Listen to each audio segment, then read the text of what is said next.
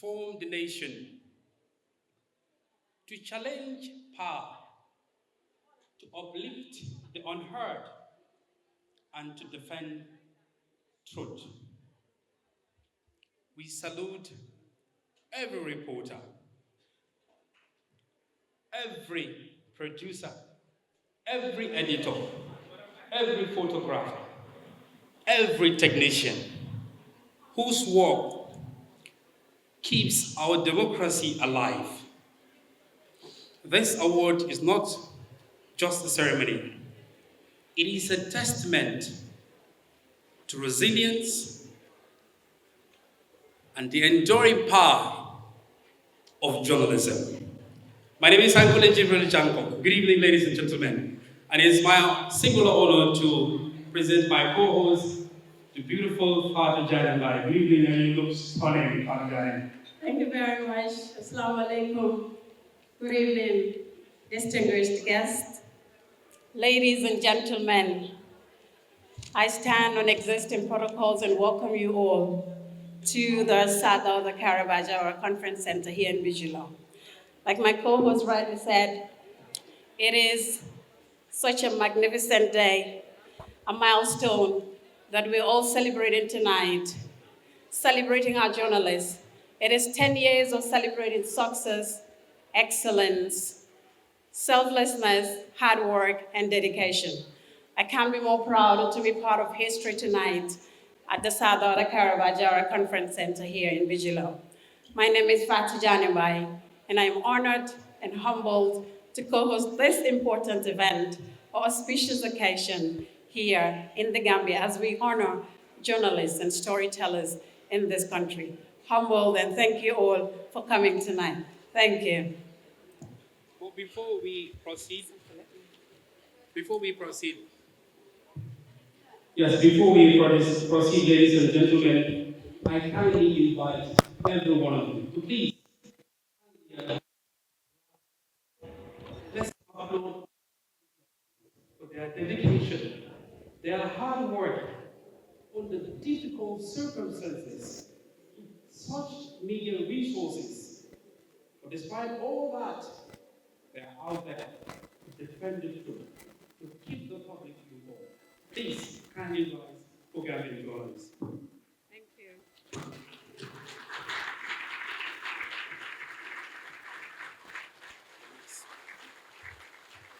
Thank you. Please kindly take a seat. Thank you very much.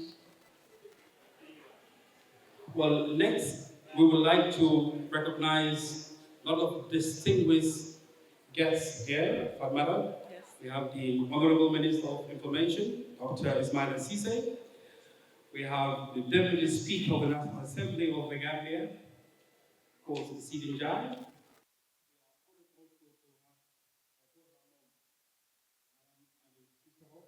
It's a pleasure to have you here. And we have our own president. Let me allow you to do that. Thank you very much. It gives me the greatest pleasure to also recognize and acknowledge the presence of Aisha Keita, Madam President. I can't be more proud of you tonight.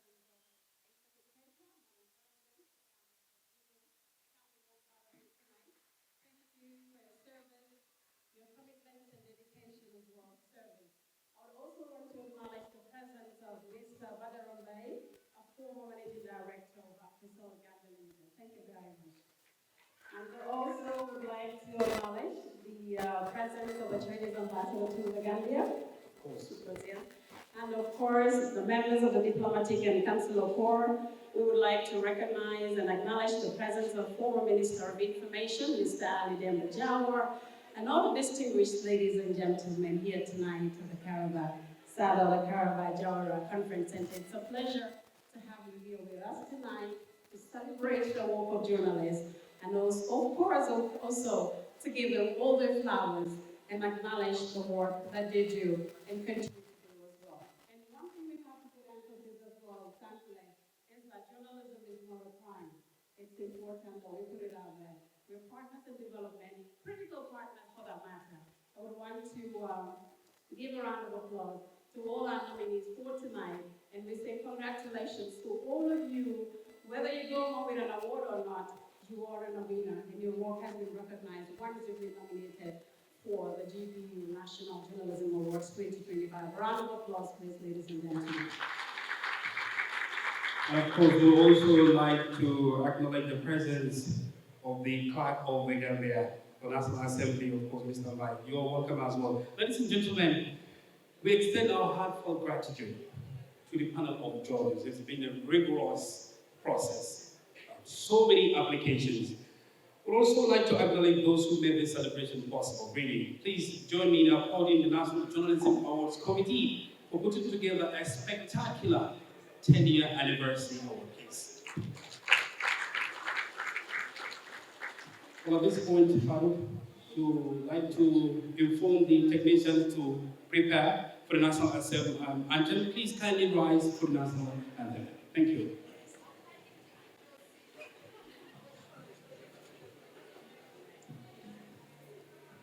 Technicians.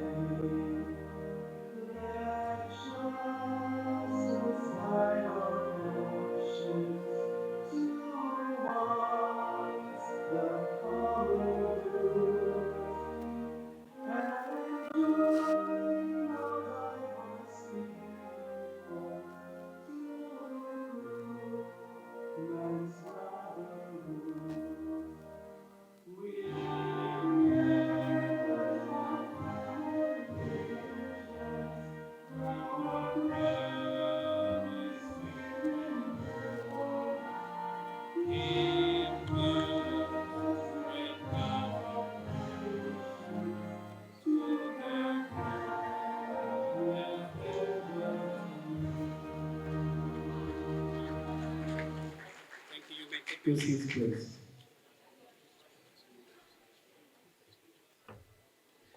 Before we proceed, I would like to, first of all, acknowledge sponsors, specific emphasis on the National Social Protection Agency, our main sponsor. Please, thank you so very much for your support. And of course, the list of sponsors, we'd like to thank all of you. They include the Chinese Embassy, the Gambia Football Federation, the Gambia Tourism Board, GRA, QCell, Mohamed Jah, Africell, Lasting Solutions, R&A, Creation Plus, Joe's Design, Majak, DG Construction and Real Estate, Gambia Revenue Authority, Nene Yasin Seka, Spice Hub, Chef Bojang, Le Maison de Bin, Yasmin's Visual, Jasmine Events and Decor, and of course, National Human Rights Commission. Please, a round of applause for our sponsors, please. Thank you very much, Zankule. We understand the role of partners and sponsors, of course, is very key, so we'd like to acknowledge and say thank you once again for standing by the Gambia Press Union. At this juncture, distinguished guests, ladies and gentlemen, Sankule would like to acknowledge the presence of the former president of the Gambia Press Union, Mr. Ms. Yai. Yes. We would like to acknowledge MS Baraza. We would like to, of course, acknowledge the presence of Mohamed Espa, our former president, who's done a tremendous job during this period. Please, let's recognize him and give him a round of applause. Ladies and gentlemen, join me at this juncture to kindly request, of course, the presence of Madam Prezi. I call her Aissatou Keita to deliver a welcoming statement. For somebody that is used to going in and out, I've been forced to sit at one place, which might be very difficult for me this night. But unfortunately, I'll have to abide by the rules of Therese and Annette. The Minister of Information, Media and Broadcasting Services, the Deputy Speaker of the National Assembly, members of the Diplomatic and Consular Corps, development partners, sponsors of the National Journalism Awards 2025, Chairman Panel of Judges, the GPU National Journalism Awards Committee, the GPU Board, Secretary General, and the Secretariat staff, media chiefs and veteran journalists, members of the academia, civil society, and the media, and of course, our distinguished guest all the way from Dakar, Senegal, Mr. Cheikh Tidiane Sy. Good evening to you all. As the president of the Gambia Press Union, I am honored deeply to address this auspicious occasion, being the 10th edition of the GPU National Journalism Awards under the theme, A Decade of Excellence, Strengthening Journalism for Democracy, Accountability, and the Safety of Journalists. This year's event holds particular significance as it is 10 years since a previous leadership of the Gambia Press Union conceived and presided over the first National Journalism Awards in its current form and magnitude to honor the best works of journalists and Gambian journalism. We thank them for blazing this trail and for the foresight to promote excellence in journalism. The award has since become a huge motivating factor to all journalists to pursue stories that enhance transparency in government, accountability, and justice. Ladies and gentlemen, this year's theme was chosen to highlight the role of the journalism promoting democracy and political accountability, as well as the need to ensure the safety of journalists in the Gambia.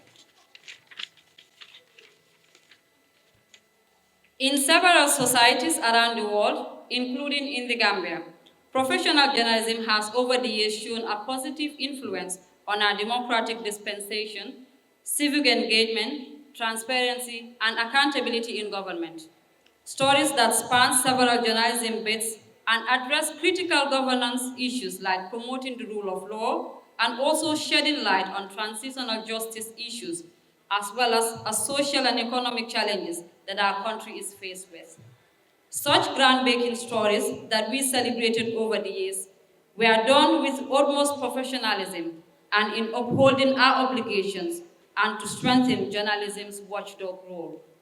It is without doubt that tonight we will see higher standards of journalism and impactful storytelling, recognized as the winning stories become better year on year. Ladies and gentlemen, despite this progress, Gambian journalists still operate under an environment of unfavorable media laws.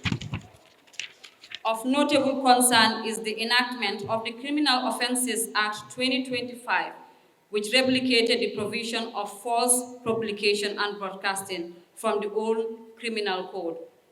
This law, which prescribes imprisoned journalists and heavy fines, goes against the promotion of democracy and accountability in governance, and a violation of press freedom in particular and freedom of expression in general.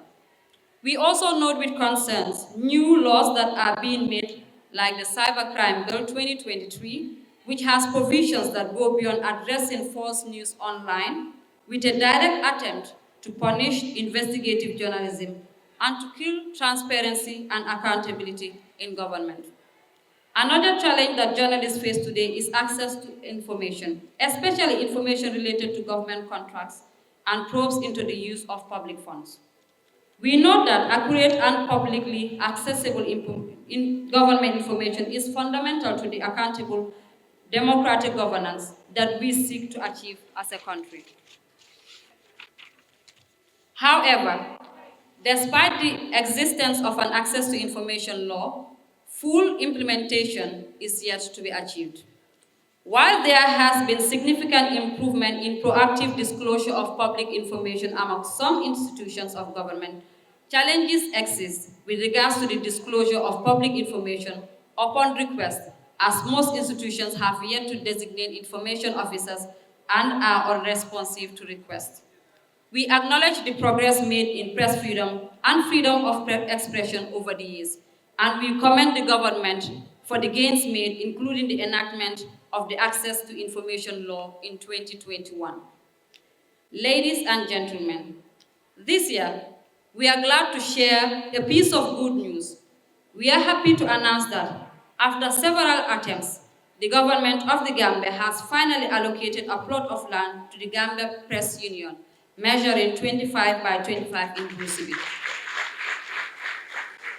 The idea to build a national press banter bar is to house the Gambia Press Union Secretariat, the Media Academy for Journalism and Communication, the GPU affiliates, and the Media Council of the Gambia. Once achieved, this will end the frequent relocation of our secretariat in our 46 years of existence and address challenges of unaffordable rent prices.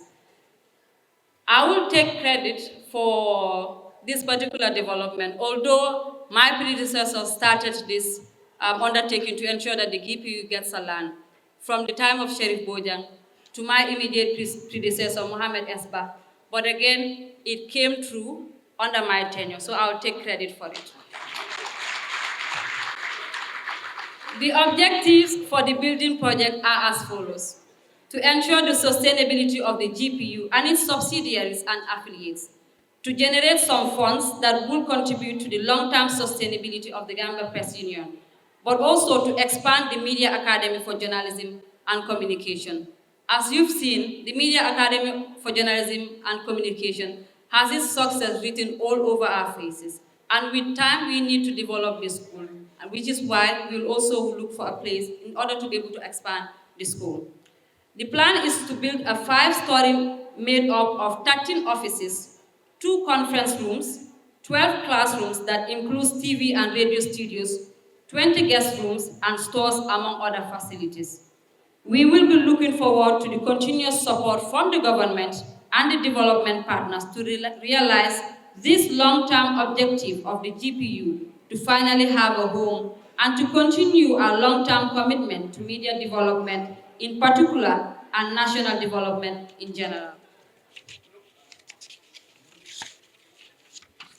Ladies and gentlemen, I wish to conclude by extending my gratitude to the Awards Committee for their outstanding work to making sure that this 10th year anniversary becomes a success. But particular mention to Therese Gomez and Annette Kamara. Please, ladies and gentlemen, give them a round of applause. The GPU board and the staff for their unwavering support, and our partners for their continued commitment to the success of the National Journalism Awards. We hope for increased partnerships next year to celebrate more excellence in journalism, but also special mention to our distinguished editors in the various newsrooms that have been able to do remarkably well to ensure that most of our reporters are able to uphold the key ethics of the profession. Let us continue to work together to uphold the principles of press freedom, freedom of expression, and democracy in the Gambia. I thank you all for your kind attention.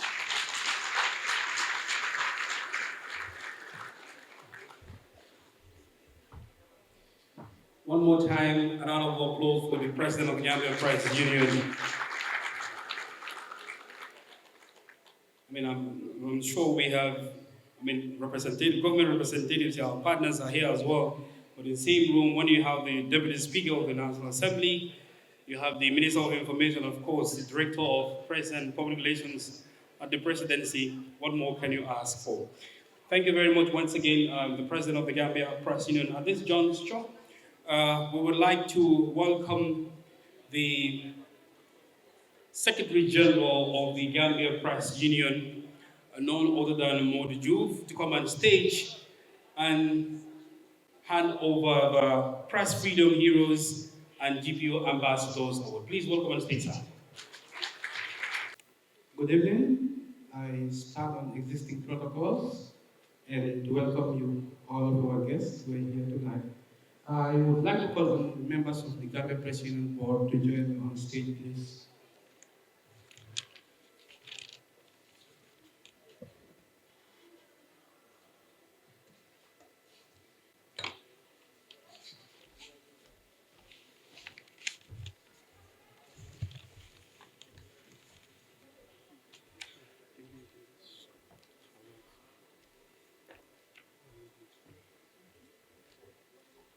Where's Mariama? Paul and Isato, please.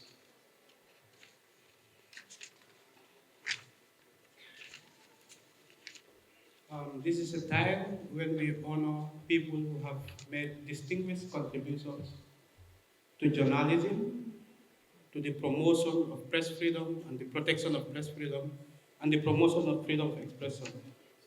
And this is the Gambia Press Freedom Heroes Award, given to individuals and institutions who have promoted and defended press freedom, freedom of expression, and have rendered selfless services in support of the media and media development in the Gambia. Tonight we are awarding 5 people. And for the first citation that we are to read, this award is going to Agnes John Tomasi. For more than 3 decades, Agnes John Tomasi has been a quiet but formidable force in journalism.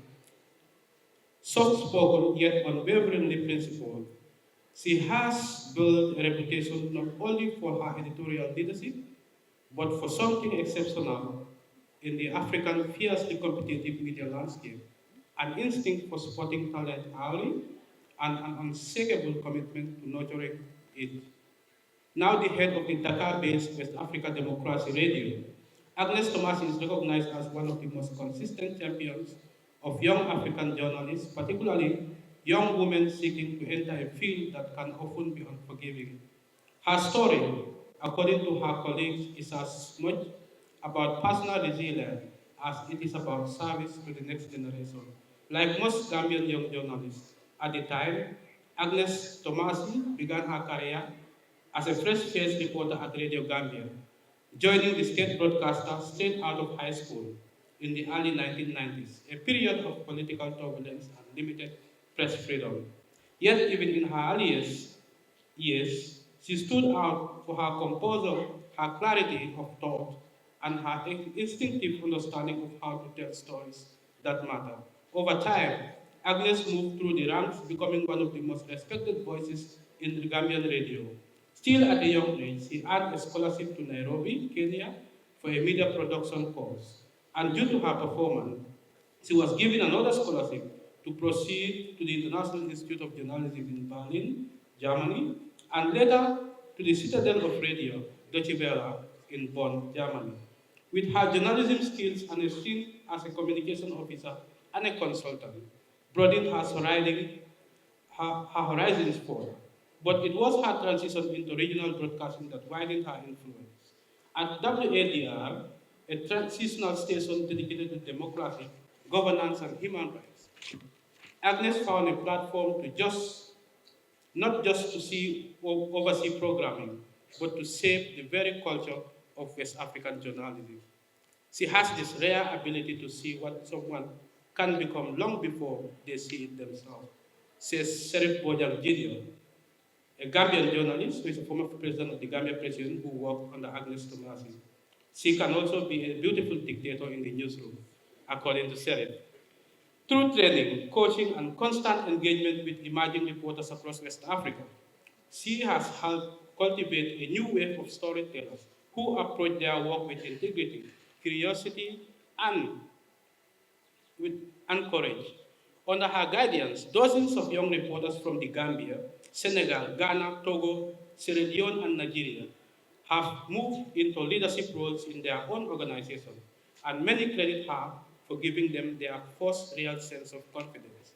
Part of what makes Agnes Tomasi's work so significant is her commitment to opening doors for women in the media. In a sector where women often struggle for visibility and endure discrimination, she insists on bringing them to the center, pushing for their recruitment, advocating for their promotion, and confronting the subtle biases that shape newsroom culture. She has become a model of what leadership can look like for young women who rarely see themselves reflected in senior roles in the media. She tells younger colleagues that journalism is a service, a responsibility to the public, not a route to personal elevation. And it is this ethos, more than anything, that defines her legacy. Ladies and gentlemen, please welcome the GPU's 2025 Press Freedom Hero, Agnes Tomasi. Thank you. The award will be presented by the President of the Gambia Press Union.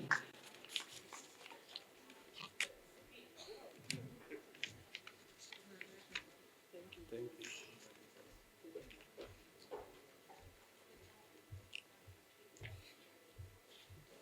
There's also a trophy there.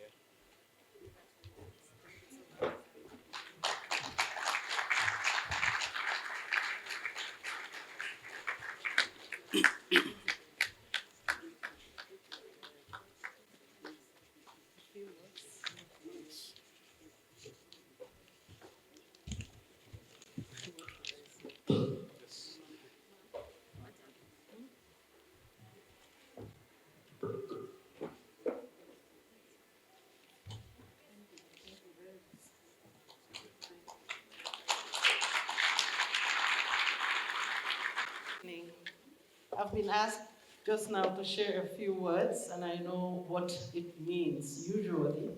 Some of us love being behind the mic and behind production, not in front. And I would humbly, as I stand before you all, with all protocol respectfully observed, from the minister to the last person, and to start with, I will give God the glory to say thanks be to God. It has been, my life has been a journey, a lovely journey, a journey where people loved me and supported me. And that is why I am here today. And that is why I love supporting others. There are a lot of people.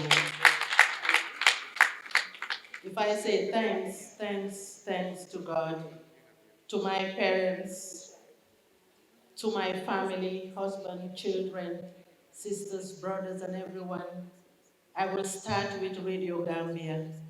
Radio Gambia has been a training ground. Radio Gambia has been a preparatory stage that has brought some of us to where we are today. How I wish it could continue to be that strong, formidable training institution it has been. I am not here to give a speech, but I would have explained what I mean when I say this. Some of us were formed and structured, modeled to this level because of Radio Gambia, no matter where we went after Radio Gambia. And I would say that. I say it all the time, anybody I meet. And today you have them. I remember all of them. And every day I say thanks that I had the opportunity to meet them.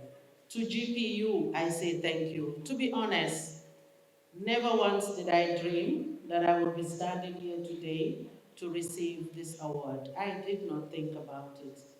When I had the message and it was this week, it was like, wow, it was really a surprise. So I thank you. I thank you for recognizing. I know you would see the long citation. It was not even written by me. When GPU asked me to send a citation, I said, I normally do not talk about myself. Let me reach out to the people I have worked with. And one of them said, I will write it. I can say everything about you. And no word is there from me. It's from the people I work with who recognize me. Even my family looked at it and they're like, my daughter, my eldest daughter said, Mommy, we can't add anything to this. This one even seems to know you more than us. And it's no other person than Sheriff Bojan Jr. with the support of my family that did the citation. So thank you. And to all of you, I say thank you, because this field is a field where all of us struggle, all of us work hard, all of us have the intention to bring about good. Journalism is not only about bringing out the ills. The ills are brought out to bring more structure, to better those that are not going the right way or things that are not going the right way. But journalism is meant to build. It is meant to develop. It is meant to further democracy, human rights. It is meant to further the human person, the human being. And like I said, I'm not here to give a speech. Thank you all. To the female journalists here, thank you. God bless you. And Thank you. Award that we're presenting tonight is going to Honorable Justice Ibrahim Jaiti. The Gambia Press Union hereby presents the Press Freedom Hero Award for 2025 to Honorable Justice Ibrahim Ajete in recognition of his exceptional and principled service to the nation, his unwavering commitment to justice, and his steadfast defense of transparency, accountability, and the rule of law. Justice Jaite has demonstrated exemplary leadership in the judiciary, consistently upholding his solemn oath to dispense justice without fear or favor, affection, or ill will. Through his judgments, conduct, and public service, he has strengthened public confidence in the judiciary and contributed significantly to advancing the cause of justice in our democracy. This award further honors Justice Jaite's profound appreciation of the media as a vital partner in the administration of justice. He has consistently affirmed that a free, vibrant, and responsible press is indispensable to ensuring transparency in judicial processes, enhancing public understanding of the law, and promoting accountability in all spheres of governance. His principled stance, courage, and integrity embody the highest ideals of judicial office and reflects values that resonate deeply with the mission and vision of the Gambia Press Union. In presenting this award, the Gambia Press Union recognizes Justice Jaite as a champion of justice, promoter of access to information, and a defender of press freedom, and a distinguished servant of the people. Honorable Justice Jaite is proactive in promoting access to information to journalists covering cases before his court. He often asks his staff to give maximum support to journalists when they need information about cases he is presiding upon. He is known to be the first High Court judge to allow live video coverage in the case the state versus Yakuba Toure. So let me take that again. Known to be the first High Court judge to allow live coverage in the case the state versus Yakuba Toure. Justice Jaite is seen as a role model in bench bar press relations, according to court reporters. What is fascinating about Justice Jaite's court is that he ensures that we get everything we need to make our work easy, says journalist Yankuba Diallo of the Fourier newspaper. Ladies and gentlemen, I would like to please welcome on stage Aliou Kabar Jawara, who will be receiving the GPU 2025 Press Freedom Hero Award on behalf of Justice Jaite.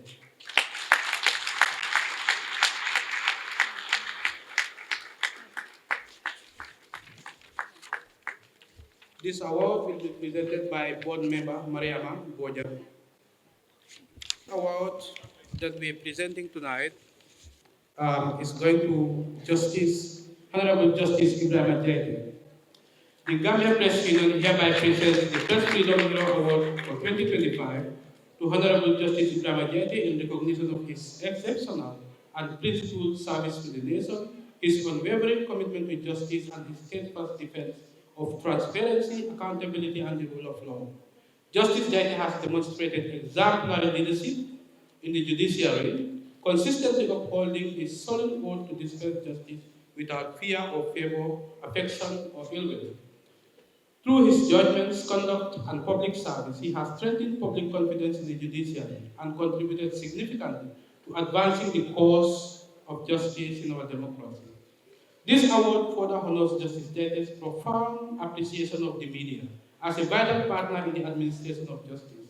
He has consistently affirmed that a free, vibrant, and responsible press is indispensable to ensuring transparency in judicial processes, enhancing public understanding of the law, and promoting accountability in all spheres of governance.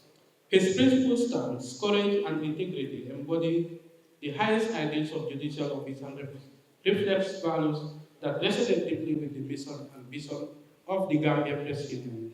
In presenting this award, the Gambia Press Union recognizes Justice Jaite as a champion of justice, promoter of access to information, and a defender of press freedom, and a distinguished servant of the people. Honorable Justice Jaite is proactive in promoting access to information to journalists covering cases before his court. He often asks his staff to give maximum support to journalists when they need information about cases he is presiding upon. He is known to be the first High Court judge to allow live video coverage in the case the state versus Yakuba Toure. So let me take that again. Known to be the first High Court judge to allow live coverage in the case the state versus Yakuba Toure. Justice Jade is seen as a role model in bench bar press relations, according to court reporters. What is fascinating about Justice Jade's court is that he ensures that we get everything we need to make our work easy, says journalist Yankuba Diallo of the Fourier newspaper. Ladies and gentlemen, I would like to please welcome on stage Aliu Kabar Jawara, who will be receiving the GPU 2025 Press Freedom Bureau Award on behalf of Justice Jade.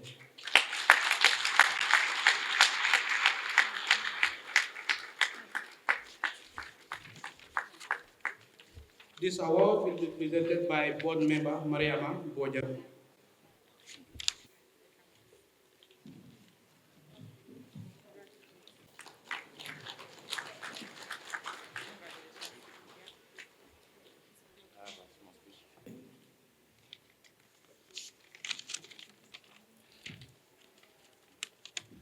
My name is Aliu Kaba Jawara. I am clerk of court to the Honorable Justice Ibrahim Jaita. Unfortunately, His Lordship could not be here this evening. He has sent me yesterday. However, he has written a speech for me to read out on his behalf. Distinguished guests, esteemed members of the media fraternity, representatives of the Gambia Press Union, ladies and gentlemen. I stand before you this evening on behalf of the Honorable Justice Ibrahim Jaita, who, due to an unfortunate family engagement, could not be here with us tonight. He has asked me to extend his profound apologies for his absence and to convey his deep appreciation for this remarkable honor. Justice Jaita wishes to express his sincere gratitude to the Gambia Press Union for selecting him for the recipient of the 2025 Press Freedom Hero Award. He regards this recognition as an extraordinary privilege, one that reflects not only an appreciation of his individual service, but more importantly, an affirmation of the values he strives to uphold: truth, justice, transparency, and respect for fundamental freedoms. Justice Jaita also extends his heartfelt appreciation to the entire media fraternity, editors, reporters, broadcasters, photographers, camera technicians, producers, and all those whose efforts keep the nation informed and engaged. He recognizes the vital role the media plays in disseminating information, shaping public understanding, and strengthening democratic governance. To him, the media is not merely a professional institution, it is a public trust and a cornerstone of national development. He further notes that a society without a strong and independent press is a society deprived of the knowledge and accountability required for progress. The courage and resilience demonstrated by Gambian journalists, often under difficult circumstances, are, in his view, indispensable contributions to the country's democratic growth. Justice Jaita has asked me to emphasize the special relationship between the judiciary and the media, and whilst their functions differ, their ultimate objectives often intersect. The administration of justice depends on openness, the public confidence, and the media, which serves as a vital bridge between the courts and the citizens they serve. Likewise, the judiciary plays a critical role in safeguarding the freedoms upon which responsible journalism thrives. In this mutual commitment, the rule of law and democratic values find their most reliable guardians. In accepting this award, Justice Ibrahim Jaita reaffirms his unwavering commitment to the oath he swore to dispense justice without fear or favor, affection or ill will. He strives each day to embody these principles, and tonight's honor strengthens his resolve to continue serving the Gambia with integrity, impartiality, and accountability. He also wishes to thank the organizers of this ceremony for for their confidence in him, as well as his colleagues in the judiciary whose dedication and professionalism uphold the foundations of justice in our nation. He extends his gratitude to his family and to all who support him in his continued service to the people of the Gambia. As we celebrate this moment, the Honorable Justice Ibrahim Jatta calls on all stakeholders, media, the judiciary, civil society, and government to remain steadfast in protecting press freedom, promoting transparency, and nurturing a society where truth and justice flourish. On behalf of the Honorable Justice Ibrahim Jatta, I extend his deepest appreciation for this honor, for your trust, and for your continued commitment to the ideals that strengthen our nation. Thank you. Goes to Musa Serif, the editor-in-chief of the Voice newspaper. Musa Serif's journey as a campaigner for press freedom began in 2007 when he was elected the coordinator of the Network of Human Rights Journalists in the Gambia. In his role, he organized the network's first major public awareness event on the disappearance of journalist Chief Ibrahim Amane in 2007.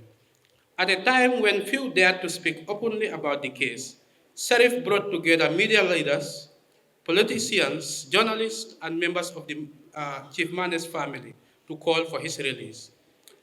Serif co-founded the Inquirer newspaper in late 1999. Despite significant challenges, including the absence of advertising revenue, the paper was published twice weekly.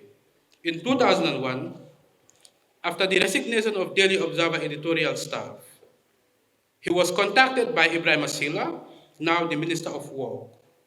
Silla told him that the staff who resigned from the Daily Observer would be joining his paper. The following day, Serif was detained by the National Intelligence Agency and ordered to halt publication without explanation. The newspaper's documents were returned to him in late 2002, and publication resumed in 2003. However, after running the headline, Gambia cannot maintain two state houses, one in Kanilai and one in Banjul, he was again summoned by the NIA and instructed to stop publishing. He complied and subsequently worked as a freelance reporter for the Gambia News and Report magazine, which was published by the late doyen of Gambian journalism, Swaibu Konate. In April 2006, Serif was arrested, detained, tortured, and later released without charge. In August 2008, he rebranded the Inquirer newspaper as the Voice newspaper. On January 13, 2014, Serif was arrested in front of his children in his office alongside freelance journalist Seni Marena and charged with false publication for reporting that 19 Green youths had defected from the ruling APRC to the opposition UDP. We were charged with conspiracy to commit a felony and publication of false news with intent to cause fear and alarm to the public, he recalled. After a 10-month trial, we were acquitted by a court in Banjul. On July 1, 2015, Serif and 4 senior reporters of the Voice newspaper, the news editor and newsroom coordinator, then Suleiman Sise, assistant news editor Bakari Sise, senior reporter Amadou Ba and Mafuji Sise, were summoned and interrogated by the National Intelligence Agency about the paper's operations. In late September 2024, Serif and his deputy, Momodu Justice Dabo, were also arrested, detained, and charged by the Gambia police with false publication and broadcasting. The Inspector General of Police later withdrew the case. President Adama Barrow also initiated a civil suit against Serif and The Voice, which was subsequently dropped. Serif has mentored many young journalists in the Gambia, including the current Secretary General of the Gambia Press Union, who worked under him for 8 years as an editor, and the likes of Meta Toure, who is now a trainer at the Media Academy for Journalism. Ladies and gentlemen, please welcome Musa Serif, GPU's 2025 Press Freedom Hero. This award will be presented by the GPU Vice President, Serif Seneca.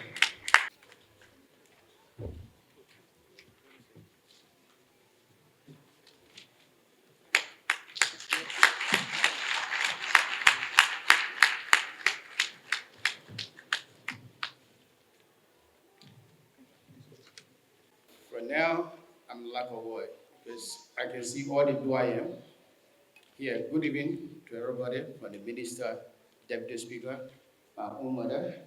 Good evening. DA, good evening. Madi, good evening. I'm very grateful to be here tonight and humble. All have been said. That is how we went through everything.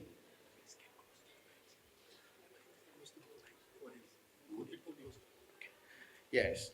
So we have gone through all this, and I'm very grateful to be here tonight.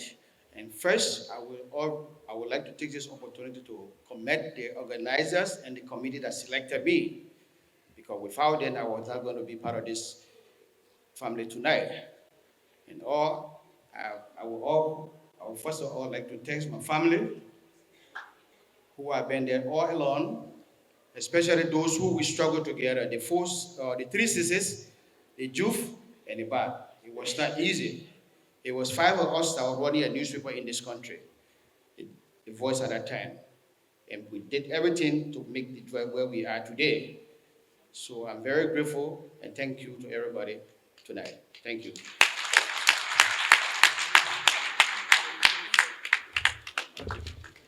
The next award is going to be about this month, but hopefully today they will.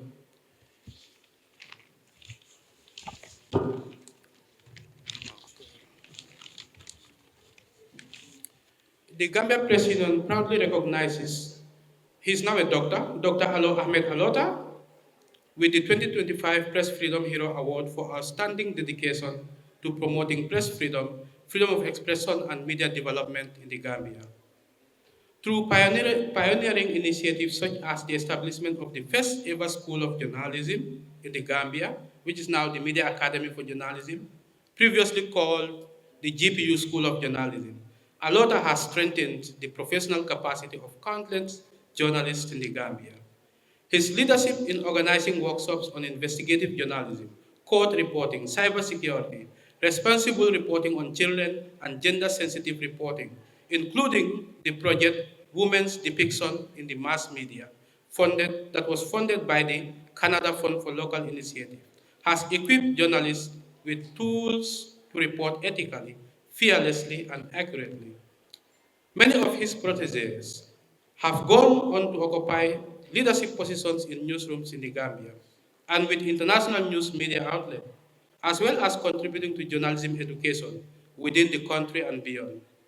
A tireless advocate for freedom of expression, Alota led the project Strengthening Freedom of Expression Protections in the Gambia, in collaboration with Article 19 West Africa, which was funded by the European Union between 2011 and 2012, advancing national policies to safeguard media rights. His advocacy has, however, come at a great personal risk, having been arrested and detained multiple times. He is also a co-author of A Living Mirror, The Life of Deda Haidara, a seminal work depicting the danger of practicing journalism in Africa, using the drive-by assassination of journalist Deda Haidara in December 2004 as a case study.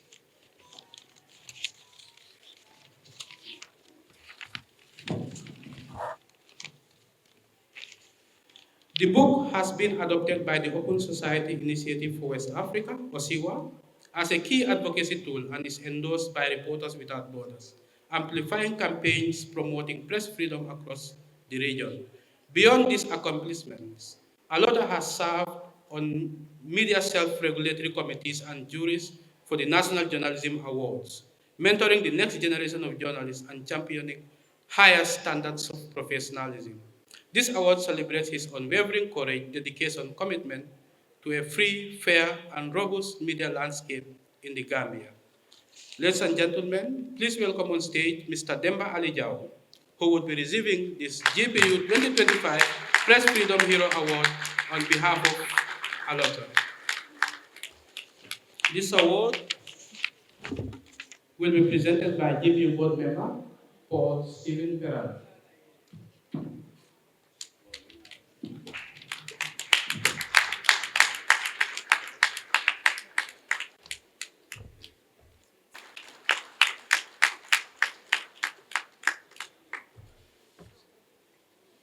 nephew, Dr. Ismail Assise.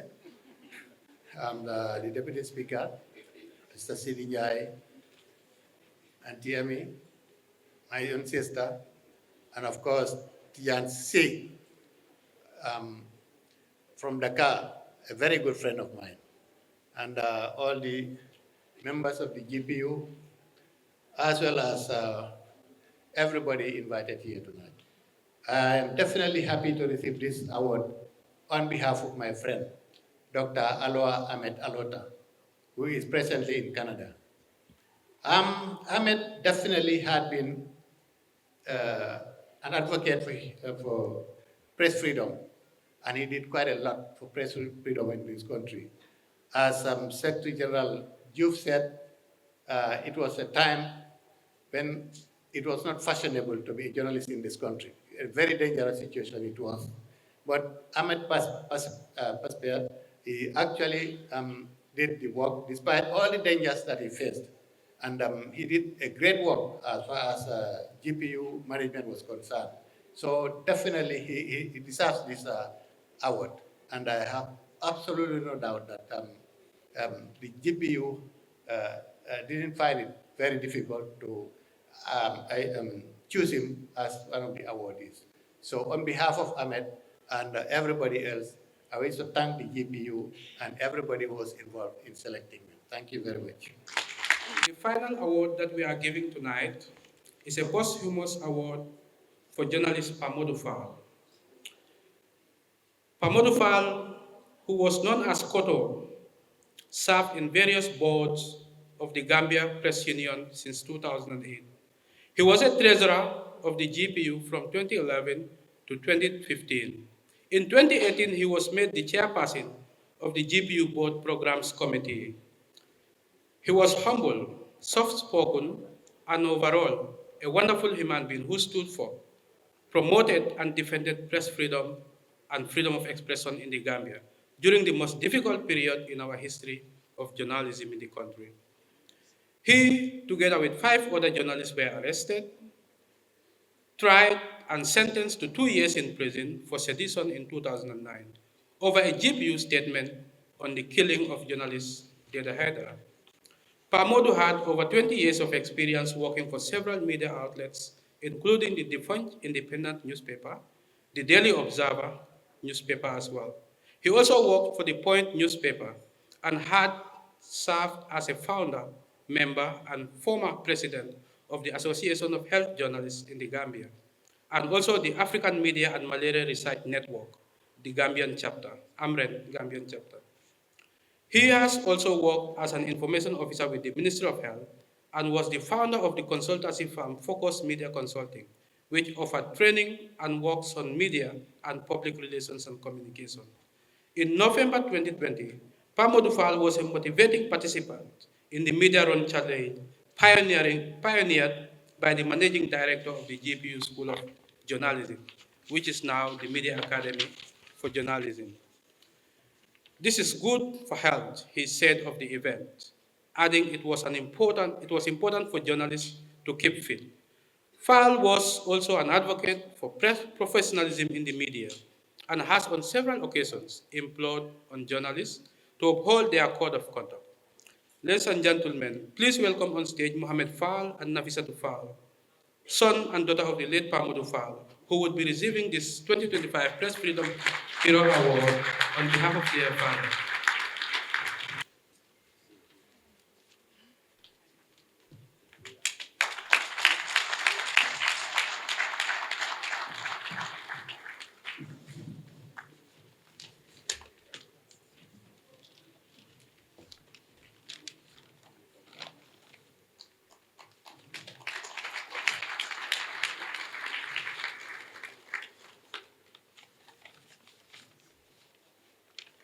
Good evening, everybody. We are honored to stand here today to accept this award on behalf of our beloved father. This recognition is a testament to his tireless dedication to journalism and his passion to telling stories that make a difference.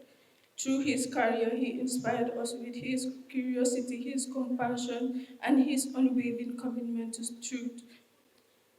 This award is a reminder of the impact he had on our lives and the lives of those he taught through his work.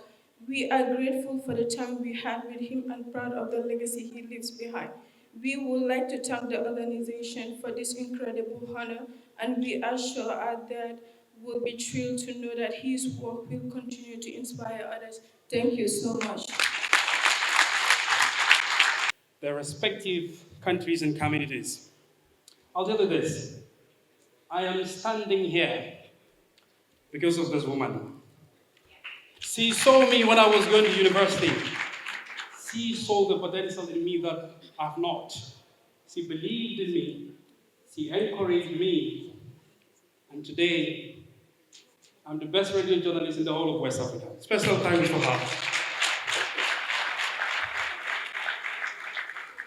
I would like to give a special recognition to Momo Didiba, the Executive Director of the National Social Protection Agency.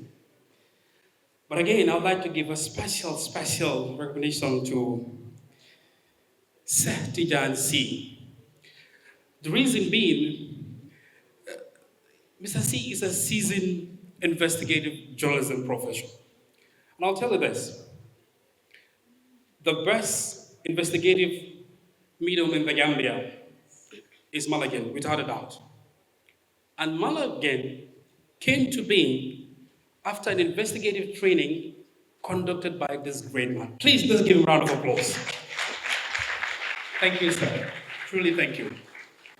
At this juncture, let me put aside, because first, Jana has someone important to introduce. But before then, ladies and gentlemen, I still have the president of the Gambia Press Union to give special recognition to certain individuals who have been very supportive to the Gambia Press Union. Thank you very much again. This I would have done during my statement, but part of what we do in terms of it's looking at the welfare of our journalists, but also individuals that have supported us, especially our members who have never waited for us to call them, but always committed to the cause of the Gambia Press Union. So I'd like to invite my predecessor, Mohamed Esba. Please join me on stage to help me give these certificates to these individuals for their immense contribution to the Gambia Press Union. One of them is Yankuba Jallo. Yankuba, please join us on stage.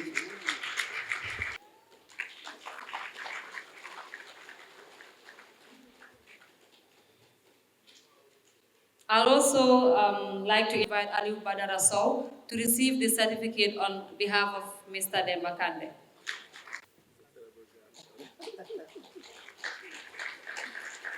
Mustafa Sise of the Media Academy for Journalism and Communication. He's not around. James Mendy, please receive the certificate on behalf of Mustafa.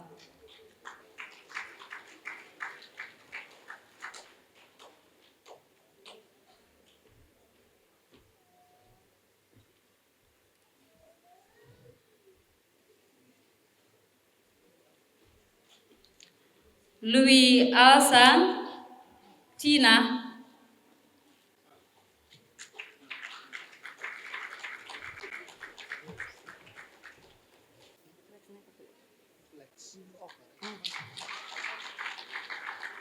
Yusef Taylor.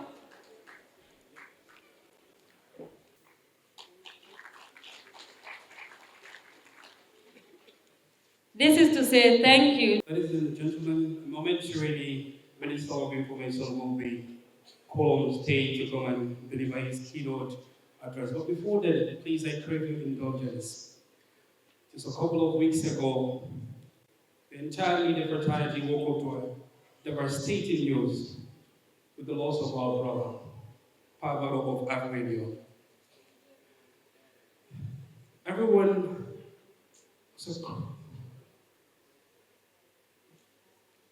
who's crossed paths with this gentleman will speak nothing but kind words. He's a beautiful soul.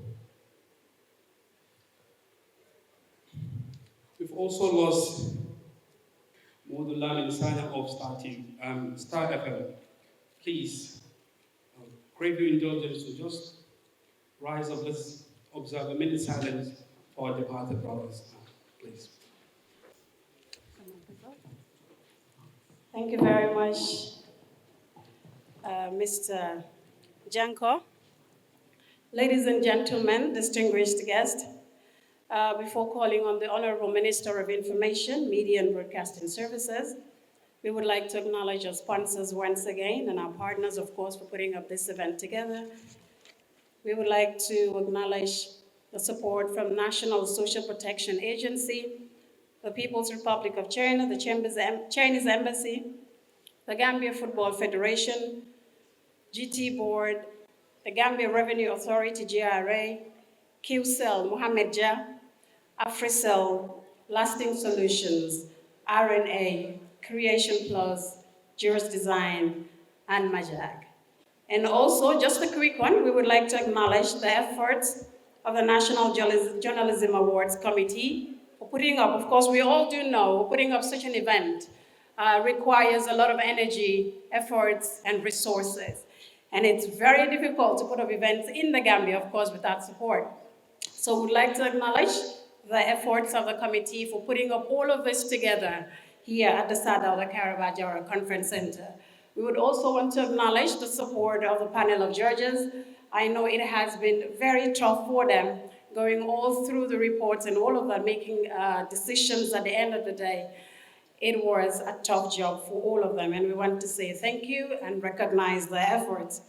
At this juncture, ladies and gentlemen, distinguished guests, I have the honor and singular privilege to invite the Honorable Minister of Information, Media and Broadcasting Services, Dr. Ismaila Silla.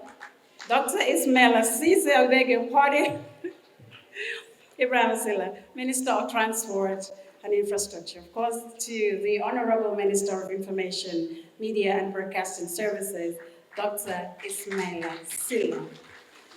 Good evening, everyone. I'm not sure why you make such a cardinal mistake calling me Silla, but I forgive you.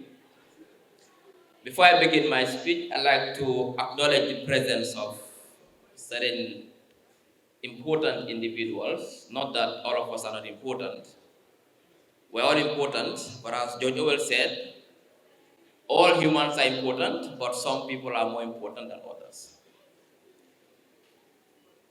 The Honorable Speaker, Deputy Speaker of the National Assembly, Honorable Sidi Njai, the President of the Gambia Press Union, the Clerk of the National Assembly, the former Minister of Information, Honorable Demba Ali Jao, my uncle,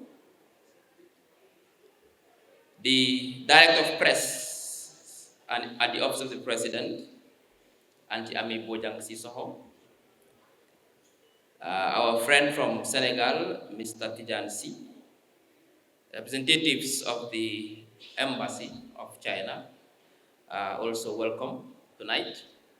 The Permanent Secretary of the Ministry of Information, Media and Broadcasting Services, Director of the Department of Information Services, and all other senior government officials here present today, and everyone else, the GPU ambassadors, esteemed partners, distinguished nominees, members of the media fraternity, ladies and gentlemen.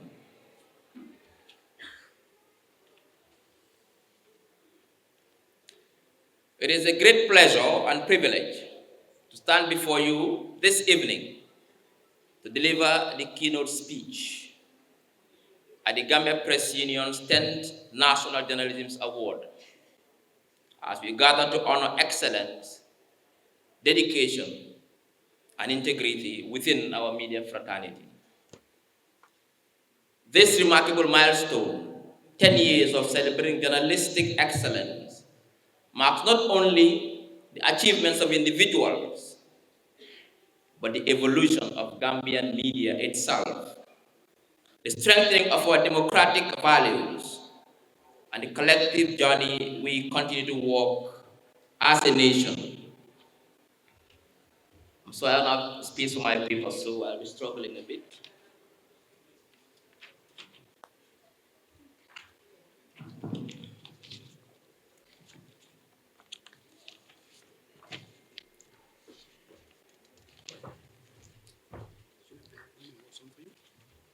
Yes, I'll just put it down. Hold this. I'll give you one when I'm done. to promote openness, accountability, and the rule of law. This year's theme, A Decade of Excellence, Strengthening Journalism for Democracy, Accountability, and Safety for Journalists, is profoundly befitting. It captures three powerful truths. First, that excellence in journalism is not accidental. It is earned, cultivated, and sustained through professionalism, dedication, and commitment to ethical reporting. Second, that journalism is a cornerstone of any functioning democracy, holding power to account and giving citizens the information they need to participate meaningfully in national life. And third, that the safety and security of journalists is not a privilege, but a right, one that must be protected by all actors, including the state, the media industry, and society at large.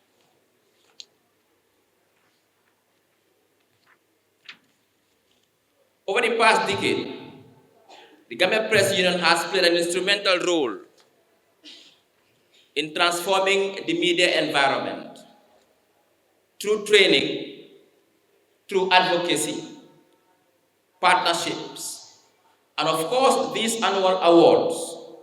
The GPU has fostered a culture of excellence that we can all be proud of. Your efforts have strengthened the fabric of our democracy and empowered countless journalists to pursue the truth with courage and clarity. And as a government, we acknowledge the central role that a vibrant, independent, and responsible media plays in advancing national development. We understand that press freedom is not a favor to be granted, but a right to be protected. And we remain committed to fostering an environment where journalists can work without fear, intimidation, or undue interference. At the same time, we also champion responsible journalism, journalism that upholds truth, fairness, and accuracy, journalism that resists sensationalism, and that places public interest above personal or political interest. It is only through this balance between freedom and responsibility and freedom and accountability that our media can achieve its highest potential. And I repeat, the balance between freedom on one hand and accountability and responsibility on the other must be preserved. No republic, no democracy, no matter where in the world, creates a system where journalists operate free with freedom that has no control, that is not checked. Freedom goes with accountability. It goes with responsibility. That must be clear. And the Republic of the Gambia, under the leadership of the President, His Excellency Adama Barrow, will provide the enabling environment for the media to thrive, for journalists to operate freely without fear or favor, without intimidation, but they must be held accountable for their actions that go against the law. We all remember, you don't have to go that far.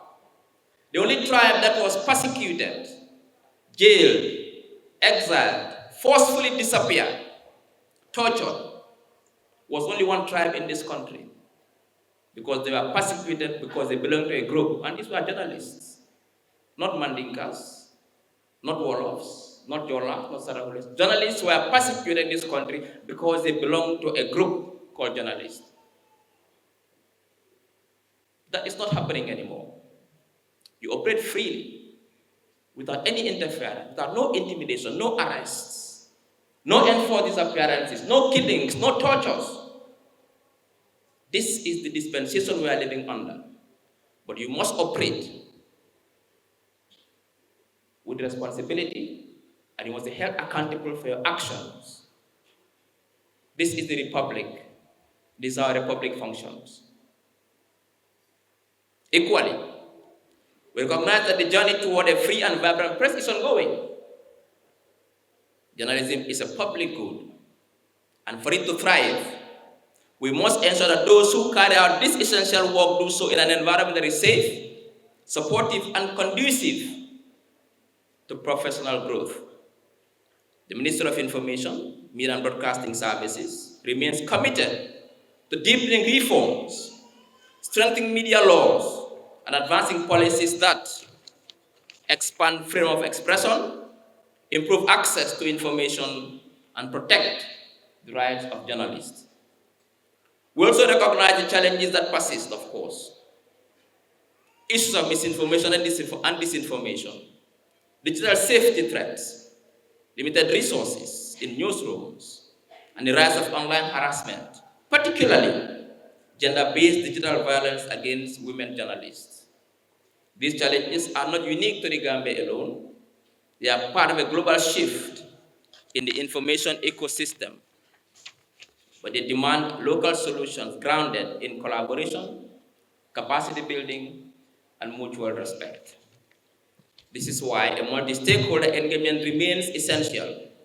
Government, civil society, academia, media houses, regulatory institutions, and development partners must work hand in hand to build a resilient media landscape, one that can navigate the complexities of the digital age while upholding timeless principles of accuracy, fairness, and integrity.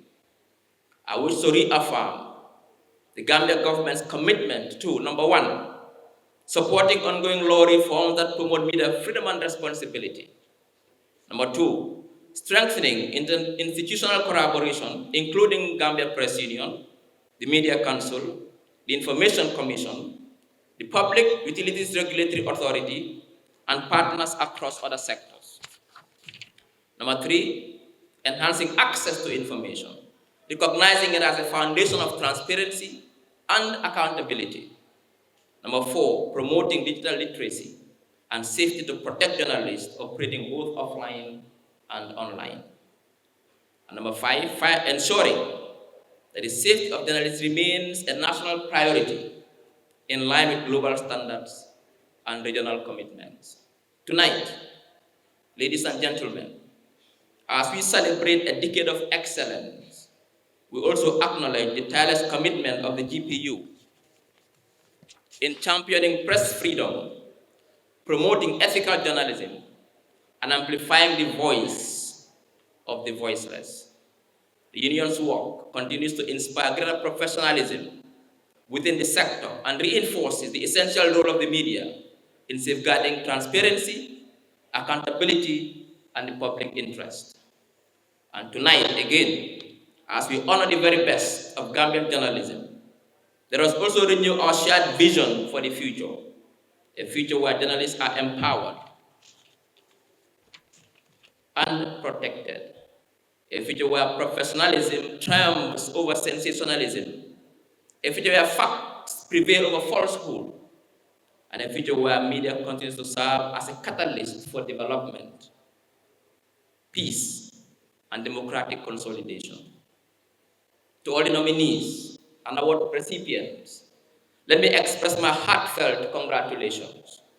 Your stories, investigations, your photographs, and broadcasts have illuminated our nation's triumphs, exposed injustices, and amplified unheard voices. You remind us that journalism is not just a career, it is a public service, a responsibility, and often a sacrifice. May this 10th anniversary serve as a renewed call to uphold the highest standards of profession and to keep pushing the boundaries of excellence. And may the next decade bring even greater achievements as we collectively strengthen journalism for democracy,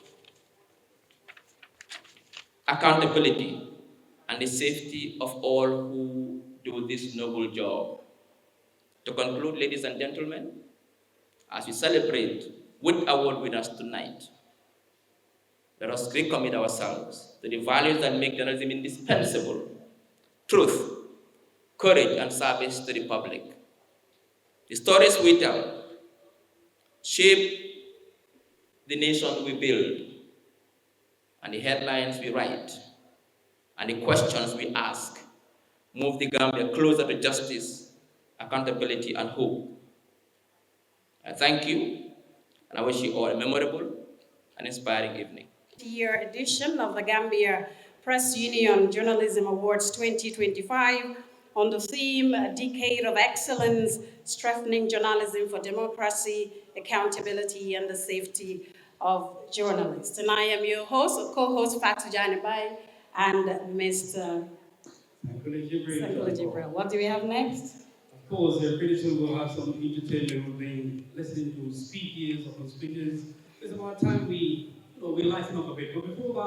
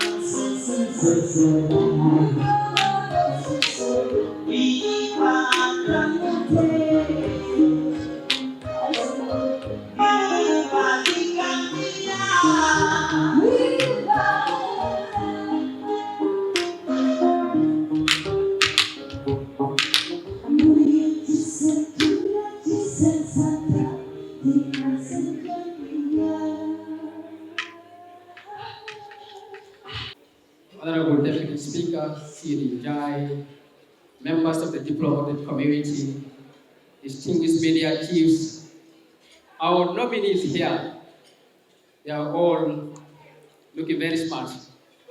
I know you are looking to see what will be the outcome of this, but I can assure you, you all are winners in every respect, the very moment you earn your spot on the nominee board. Ladies and gentlemen, for the third year running, I have been privileged and deeply honored to stand before you and deliver the judge's report.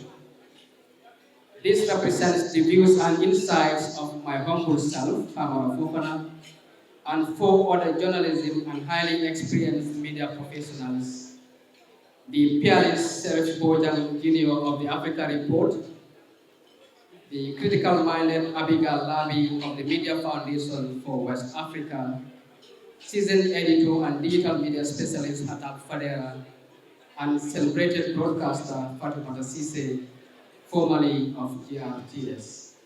I definitely would like to crave your indulgence to pay attention to this particular report. This is where we explain what the process entails, so that at the end of the day, everyone goes home with a clear mind about the impartiality of this process. Under my chairmanship, we were tasked to preside over an independent and unbiased process of reviewing and adjudging entries for all the categories of the 2025 National Journalism Awards.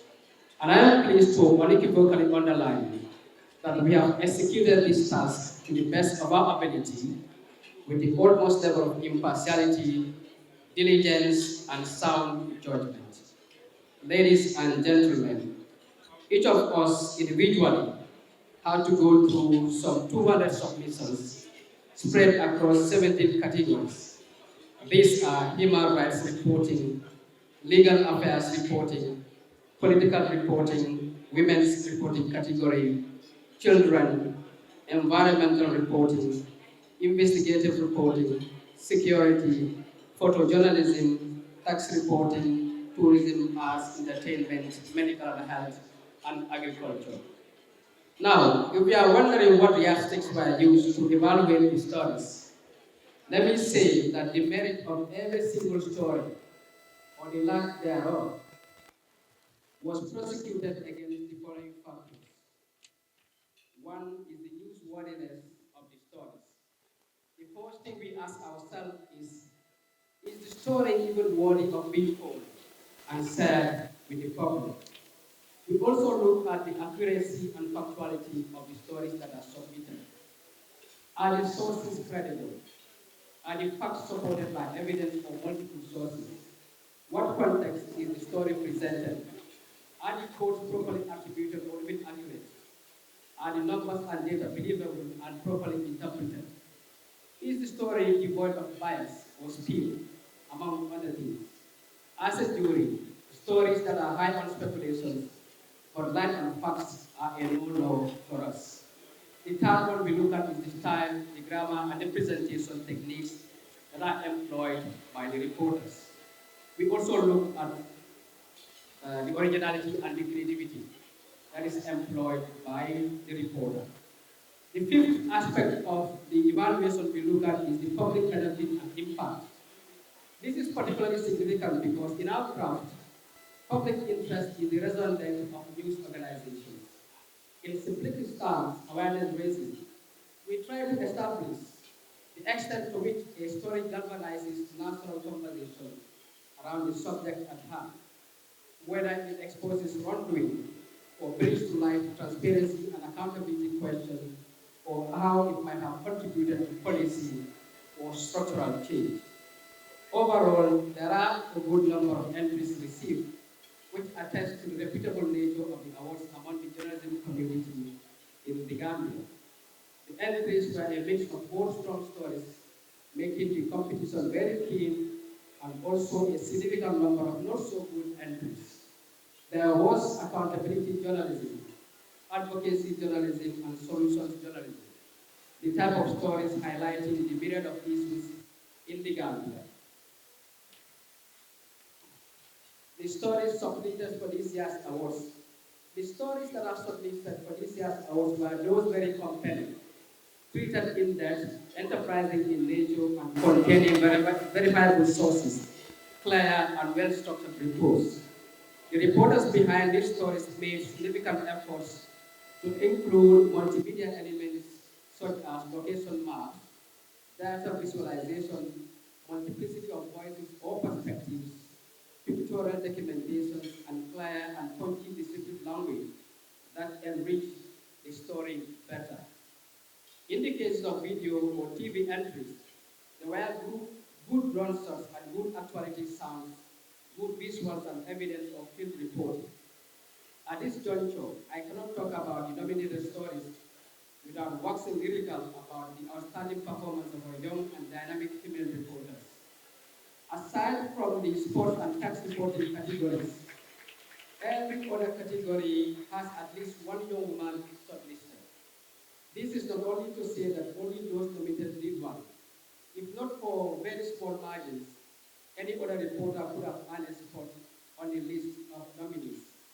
In terms of the diversity of the stories that are shortlisted for tonight's awards, 10 come from television, whilst online publications account for 36. This is indeed not surprising at all, given the exponential growth in internet-based articles, which also serve as a leading source of the news diet for a lot of people. 2 audio stories were also received for our evaluation, even if they didn't make the grade in the end. That is something we'd love to see in the future. So, what are the downsides? What are the areas that could have been improved upon? A good number of the stories were straight news articles with very little creativity and depth. Some suffered editorial gaps like typos, and some unlabeled photo inserts. No graphics or images even in some of the stories. Some of the URLs could not open, and the PDF versions did not fully display the stories, making it difficult to access other features of the story. quantitative analysis of the data would have been helpful and would have enriched the story. Some journalists submitted more than one entry to more than one category. That should be subsequently addressed by the GPU for fairness purposes. Quite a number of stories were also published in collaboration with foreign journalists and on international media platforms. While this is acceptable and whilst it also gives international visibility to the issues, it definitely skews the competition in favor of such international platforms that usually provide better editorial support to journalists. The credibility of the awards depends on fairness and clarity.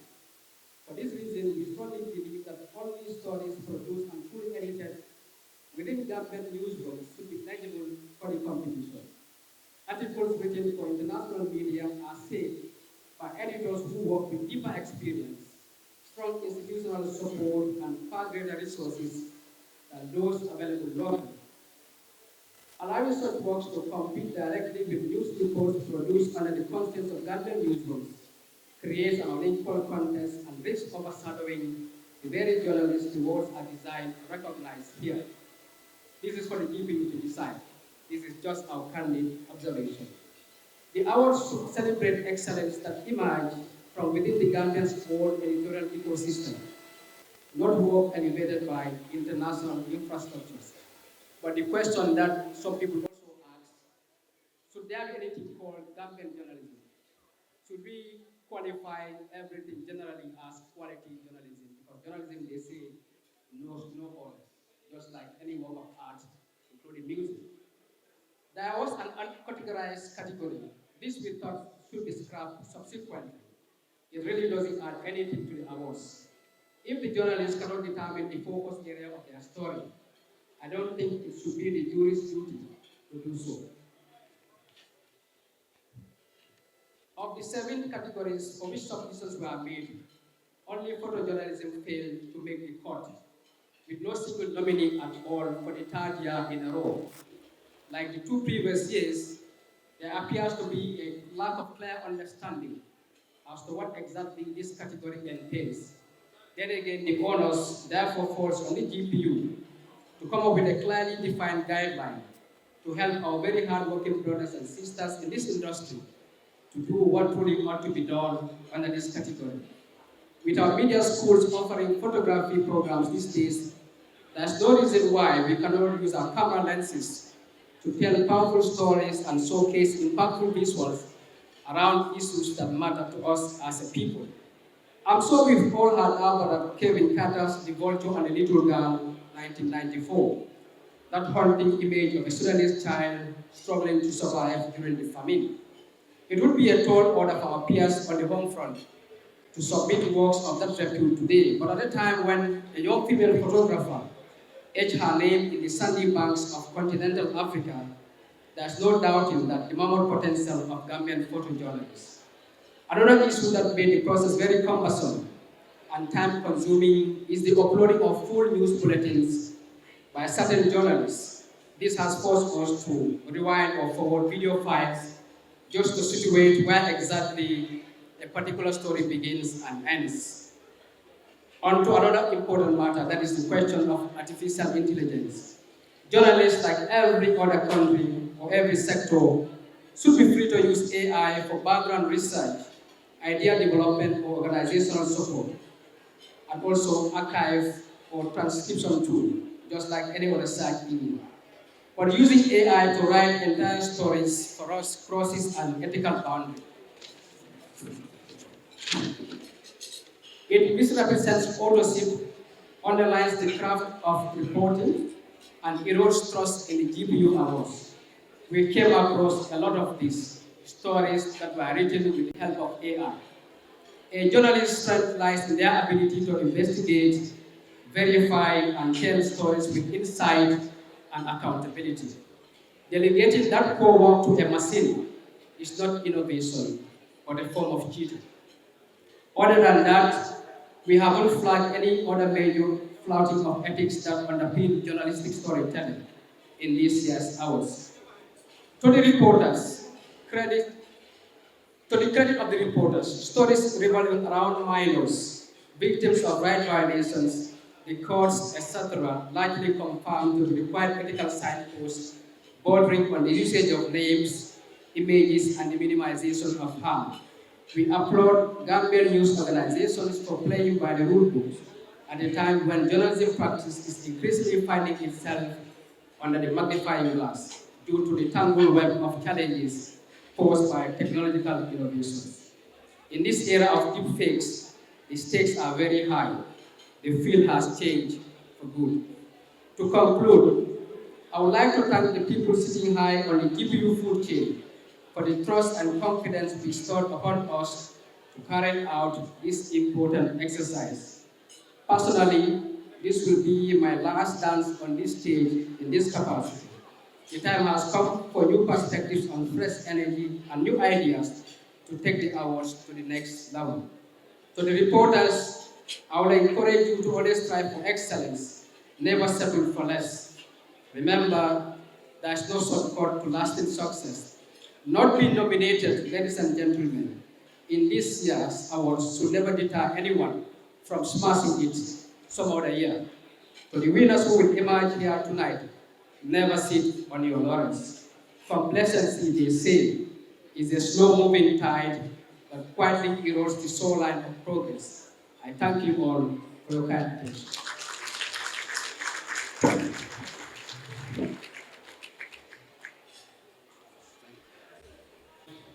Of the night, when we get to know who is going home with what.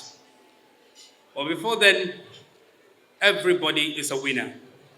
All the nominees are winners. In fact, every journalist in this country is a winner, regardless of being nominated, regardless of being a recipient. We are all winners. So long as you're serving the interest of the public, you are a winner. Janet, seems like we are getting closer. Thank you, yes. Like the Mandinkas will say, Liro Futatu Tomatole. Indeed. This is the moment we've all been waiting for. And mashallah, like I say, congratulations to all the nominees.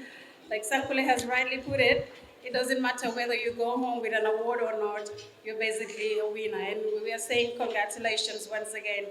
We're honored to be here with you to share your journey. We know it has been a long one, of course, with challenges here and there, but at least you never gave up. And also, as always, putting the interest of the public first, informing, educating, and entertaining Gambians at the end of the day. So we basically want to say thank you, thank you, thank you, thank you once again. And of course, we'll go through the various and respective categories of the reporting exam that we have for this year. National Journalism Awards 2025. Yes, indeed, Fajale. We are all set now.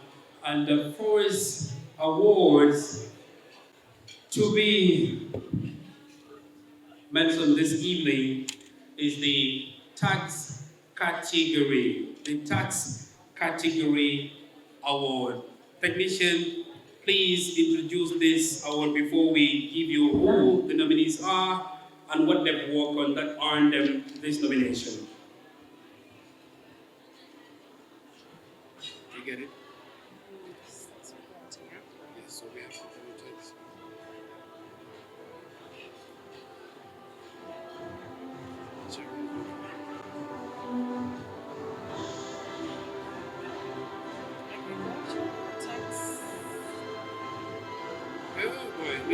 it. I know, right?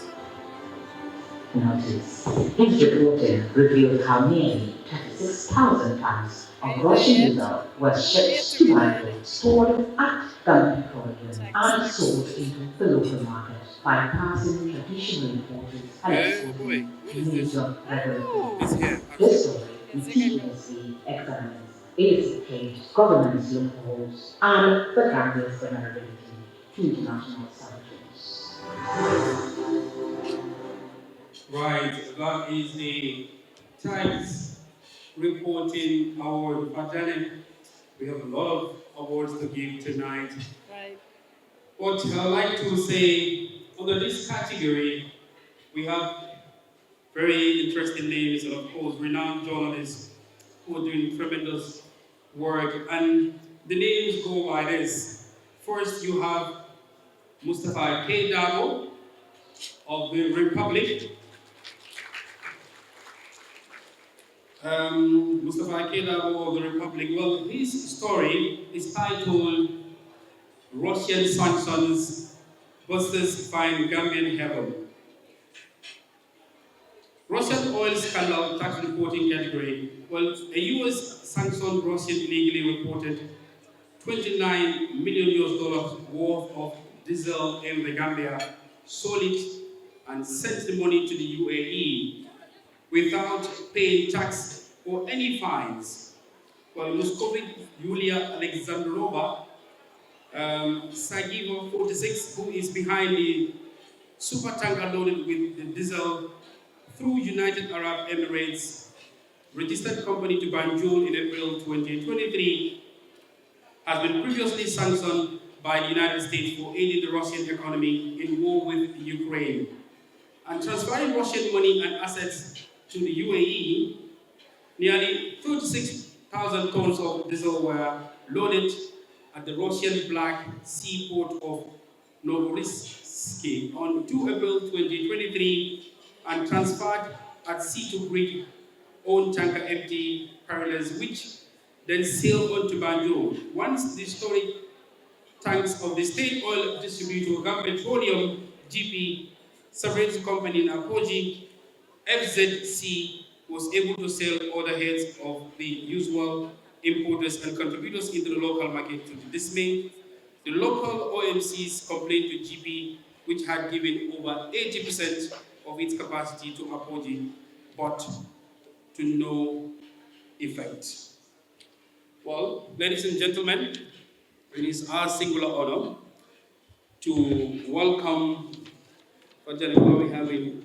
we have GRA and CG Babukar Njai to come on stage. Please hand over this award to Mustafa K. Dabo because he is the only nominee.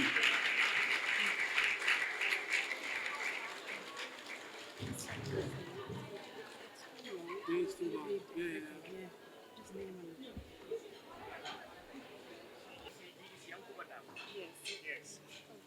I am just representing him. Senior tax. Their education.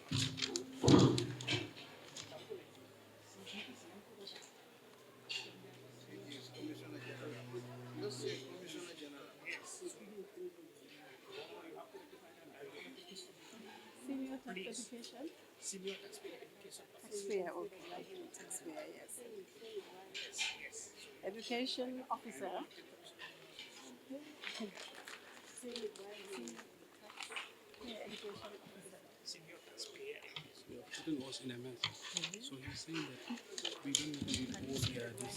Yeah, exactly. So what next? Winner of a tax reporting category for the 2025 National Journalism Awards. Next, we have the agriculture reporting category. So, Sakula. And we'll get the nominees.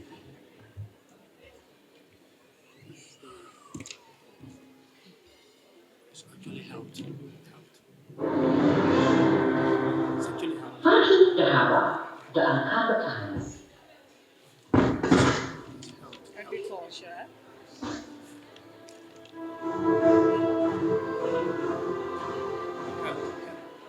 Health. Excuse me, the next category is health. We have the health category. That's the next category. For the next category, please. Let's have the nominees for the health category, please. Everything. Title: Living with HIV in the Gambia, Stories of Adults. And You don't need to look all of it because no citation, no for citation. Just one person. Yes. Karim Jao and Jessica, storyteller and Mary died about the tobacco crop Gambian women share in secret. It's just two nominees. Two nominees. Mongol's child, See which one Gambian helped. radio and television services. Story title: Gambian roads turning into death traps and frequent traffic accidents. Should have taken it back. Well, those were your nominees, or those are your nominees there. And I'm supposed to hand over and announce the winner of this category. I'm humbly honored to call on a member of the Chinese Embassy on stage. Please welcome on stage, sir.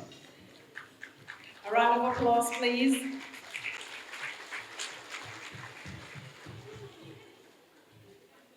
Health and Medical Reporting Award goes to Mamadou Jallo. Congratulations.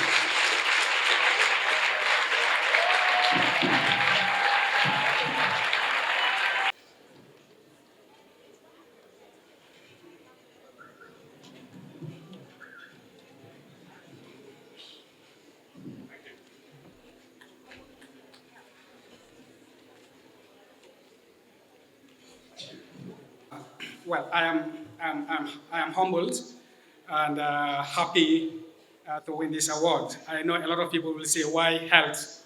Because this ugly face here has been unanimous to sports, if I should say that. But as journalists, we endeavor to go out of our comfort zone and report the stories. And I felt, like Famara said, we need to tell stories that are impactful, that are of essence to our society. And I was very much keen to tell the story of the mounting number of road accidents in our country. This is one of the most important and concerning issue that is happening in the Gambia. On a daily basis or on a weekly basis, you hear reports of road accidents in our country, fatalities that could have been avoided. So I decided to go out of my comfort zone of sports and report about the mounting cases of road fatalities or road traffic accidents in the Gambia. So that's what won me this award. And I dedicate this award to all road traffic accident victims in the Gambia. Let's amplify the voice, because these road traffic accidents could be avoided. A lot of them are avoidable. So let's endeavor to amplify the message and try to make sure that we reduce or minimize road traffic accidents in the Gambia. The life you save may be your own life. Thank you all.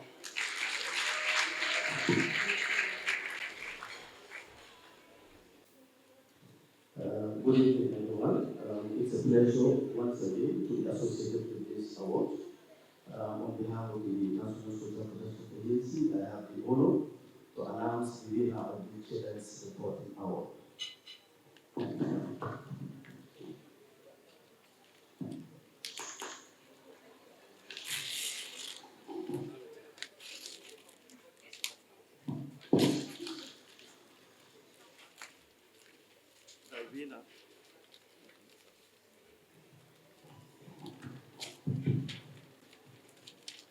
As I said before, I have the honor to announce the winner of the Children's Reporting Award, and the winner is Mustafa Kedal.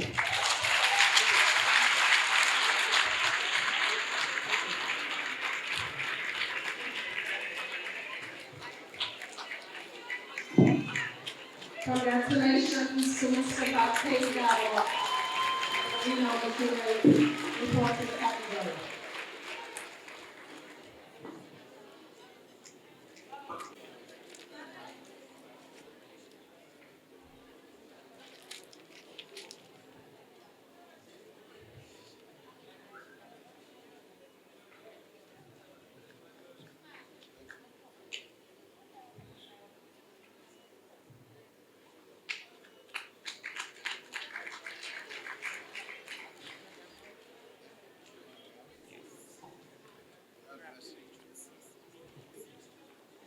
Congratulations to Mr. Kedal.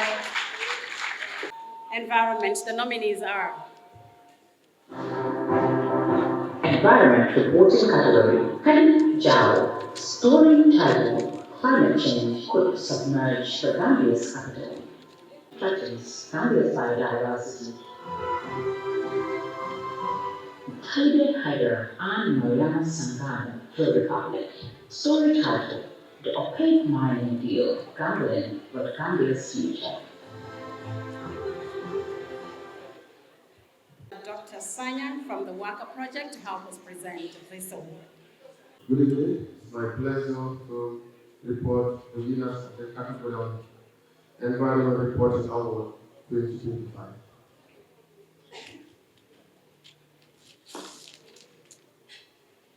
And the winner for this award is Sally Behavior and Maria Sakana.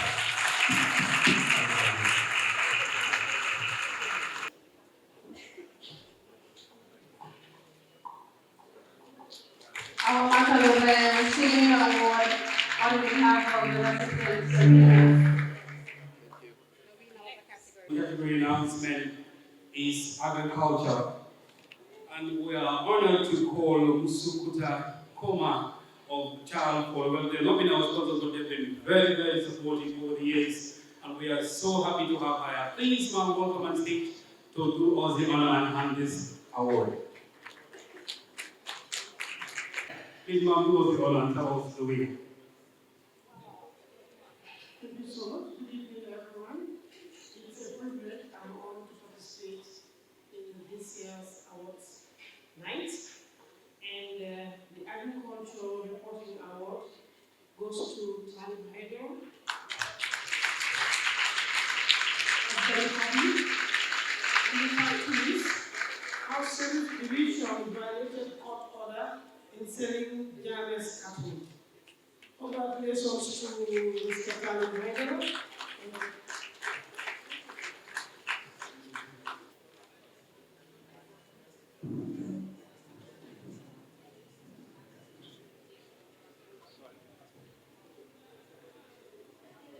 Thank you very much. A round of applause, please. Hamilton Cisse, Sheetail Media Network, titled I Am Gambana, Not a City. 23 Gambia Radio and Television Services, story titled The Struggle for Drinkable Water in Tuba Wampa. Mariana Sankano, The Republic, story titled U.S. trial of Gambian export proves torture, but victim's family demands murder accountability.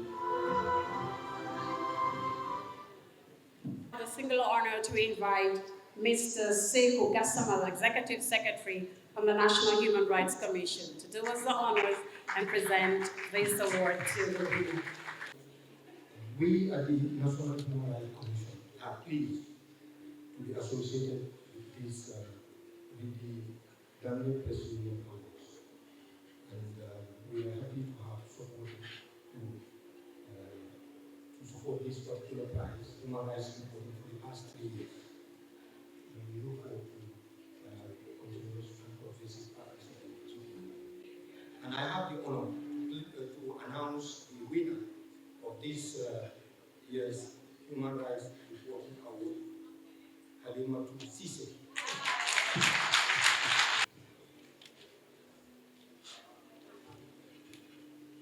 Sangano, The Republic, story titled The Order to Shoot and Kill Solo Sunday. Yankuba Jara, Foreign Newspaper, story titled Undoing Chama's Legacy, Gambia's Dormant Reform Engine.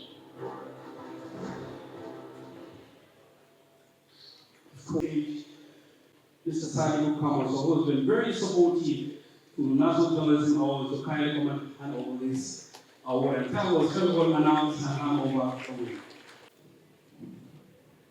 Thank you, Santi. We're also very pleased to be associated with the GPU Awards. And hopefully we'll support again next year, inshallah. You can always count on us. The award for the Legal Affairs Reporting category goes to Aisha Tamba.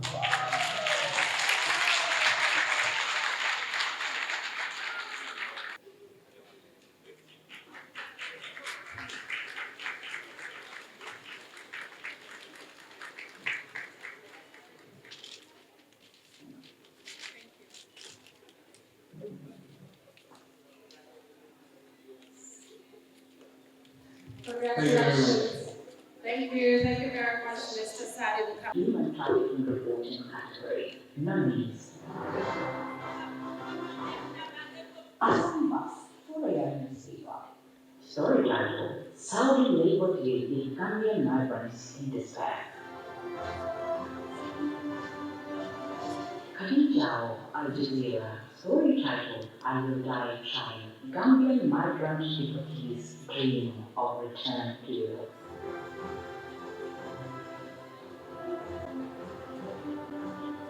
Mustafa Keita, the Republic. Story title: Reintegration or Return to Despair. IOM in the Gambia feels happy returnees. The singular honor to invite Brigadier General Yaya Drame, Commander Republican National Guards, to present us this award. Round of applause, please. Good evening to you all. I have the singular honor to announce the winner in this category, Migration Human Trafficking Reporting Award. And the winner of this award, who guess? Who could be the one? I believe so is Mustafa Keita.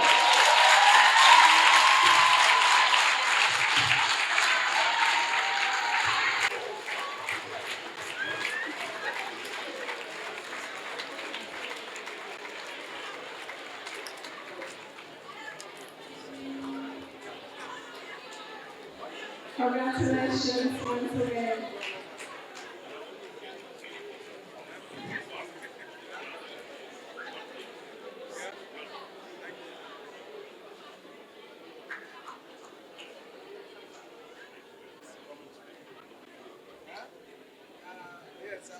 Congratulations, Mustafa. Wonderful compliment word. I don't really know what to say, but it's always been a pleasure being here at the Gambia Press Union Awards. The only thing I have noticed, and I was looking at it all along, was my friend at the corner, Sekou, when he started the awards, we thought it was not possible. And when I came, I had a small picture of him at the corner. I thought it should be in the middle. It's a long way coming, you know. I mean, for some of us who were here in the first days, those days, even press conferences, you're wondering who is a journalist and who is an NIO agent. And at the awards, even back at Jembe, we had those concerns too. Yeah. And I remember I had a conversation with Sekou about it when he said he was going to start a journalism awards. And I said, well, I hope you thought about this very well, because it doesn't look like it's possible. He said, no, we will do it. He's an optimistic type, and he did it. And some of the folks came from back then state institutions, state broadcaster and other places, and they came, and the rest is history. 10 years, we are still here, and we are still alive. Thank you. Nominees: Khadija Mustafa Keita and Mohammed Jill. The Republic. Story title: How exporting fish meals stars hundreds of global profits despite adamant risk to environment.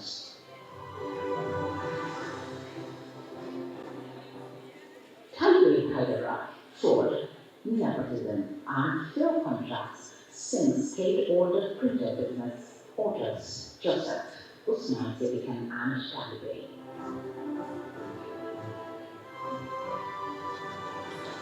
Yakuba Jallo, Foreign newspaper. Story title: USAID cuts threaten Gambia's transitional justice. We've come a long way. We really have, to be honest. It's part of being Gambian. It's alright. It's part of being Gambian. Like I said, this was a business category award, and of course, Unique Solution has given gifts for this particular award, and then Sarah is here to tell us the winner of this category. When I was coming up, my staff were screaming and shouting. And if I didn't be a bit difficult, then I wouldn't be me. Am I right in saying that there was one category where the winners are here, but the presenter is not here and they skipped it? Or did I get that wrong? Because it makes no sense. If the winners are here, I think they should get the award, but maybe I misjudged it, but I'm sure I heard them say, let's skip it. So please, we need to remedy that. And now, it is my singular honor to give this for the Business and Finance Reporting Award. Trust me, by the end of the night, you'll get to know these names very well. This is a joint award, and the winners are Kadis Jao, Mustafa Pejamo, and Mohammed Jok. So please, are you here? Well, I certainly know Mustafa Pejamo is here. It's a joint award. There are three, it's a joint award. So perhaps you'll tell us who wrote the beginning, the middle, and the end.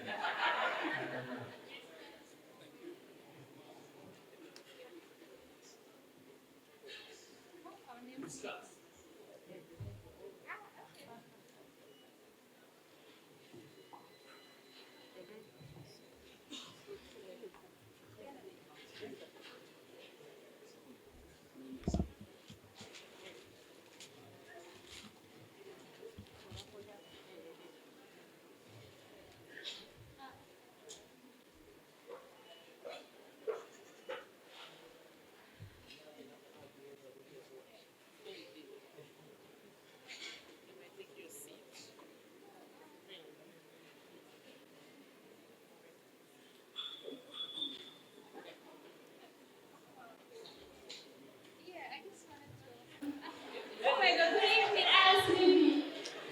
So this story was done by my colleague Mustafa and Mohammed Yu. So it was a cross-border investigation on the impact of fish meals on lives and livelihood in the Gambia, Senegal, and Mauritania as well.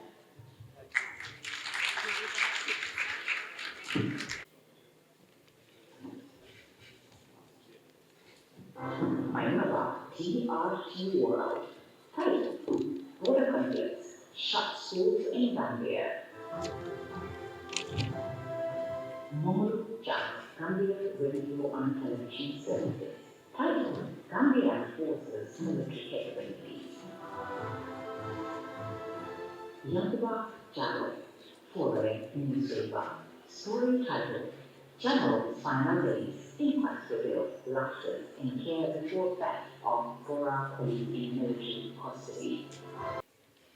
I have the honor to announce Maimuna Bach as the winner of the Special Reporting Award. Thank you very much.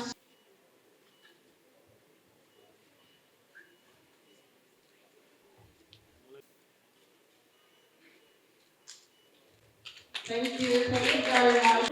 Country God Reserve curved our inside deal to turn protected land into profits.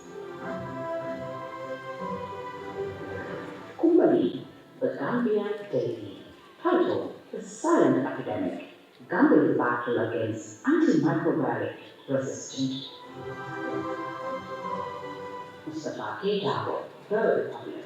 Japanese assets call for a song. The winner. It's all right. It looks like people already know who the winner is, but we don't understand that. Please, I'm not saying. It's no brainer. I mean, it's a no-brainer that the only person who will stage to come and hand over or announce this award is no other than the person who, one way or another, is responsible for where investigative journalism is today in the Ghana. Ladies and gentlemen, it's my single honor to welcome Mr. Sefti Dansi on stage. An investigative professional.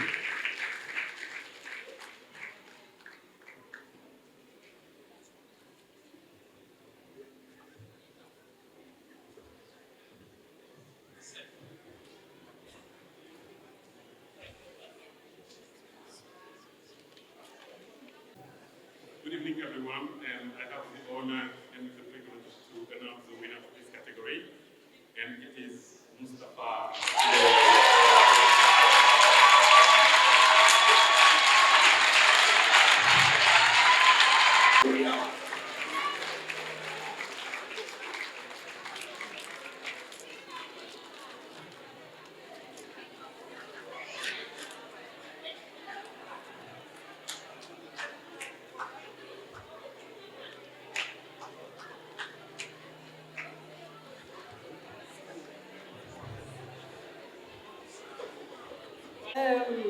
Reporting category is sports. Reporting category is sports, rather. And the nominees are Sports reporting Adama Makasuwa, Gambiana.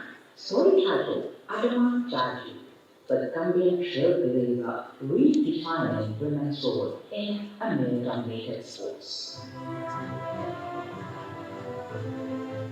Momolu Sagara, Chichi, Iowa, the story of BK West United.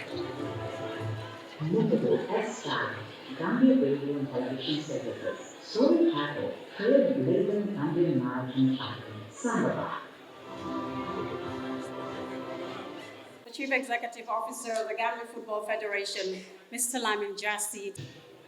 To announce the winner of the Sport Reporting Award, and this year's winner goes to Mr. Momodu Gada.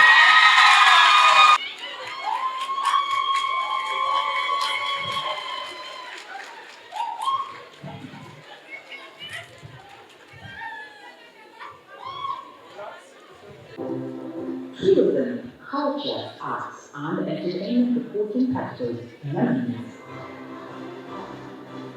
Howard Simon, Smart TV. Story title, Need for Reviving Ancient Torch, Significance of Traditional Jar Making. Momodu Lamchon, the Gambia Radio and Television Services. Story title, Efforts on the Way to Revive Kunta Kinte Island, formerly James Island. Pamela Chan, freelance journalist.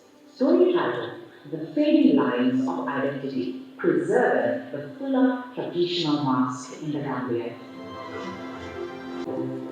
Tourism, culture, arts, and entertainment reporting categories nominees.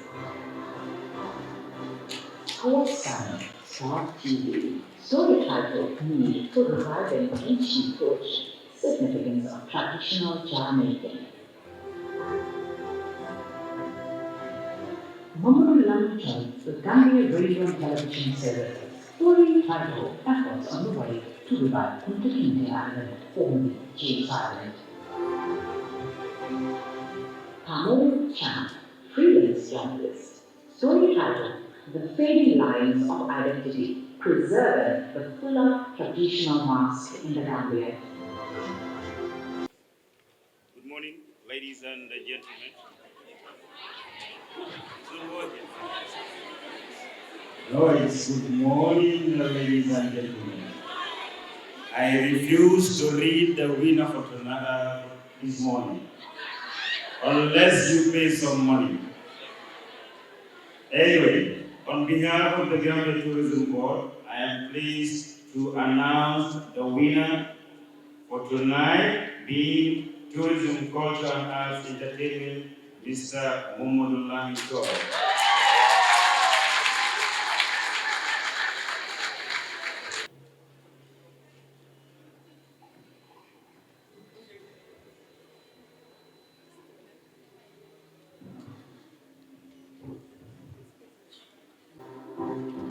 Women's reporting category nominees. Aminata Insani, Gambia Radio and Television Services. Story title, The Gambian Women Showing the Way on Climate Action.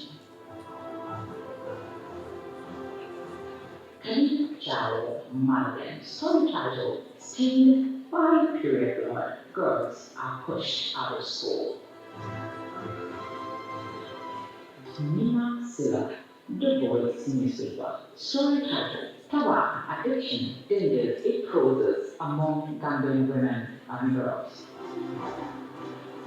Everyone, once again, the National Social Protection Agency, through this project, the Vulnerable Youth and Women Support Project, works to empower women and out-of-school youth.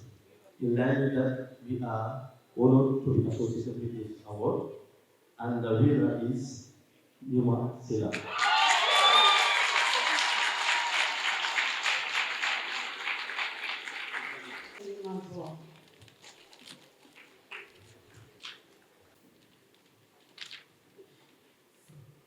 Good evening, everyone. I have the pleasure to announce the winner for the category on FGM, which is Kadi Jawa. Mr. Jawa.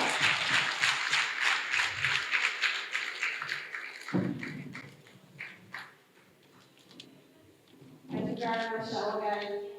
And congratulations to Khadija Jawa.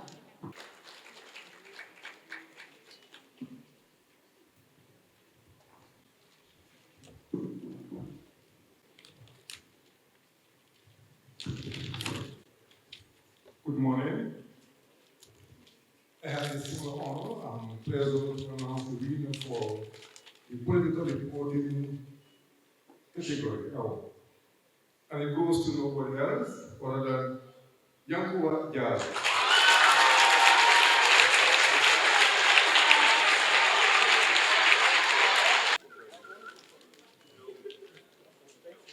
We come in here and dominate. No, yeah. Thank you.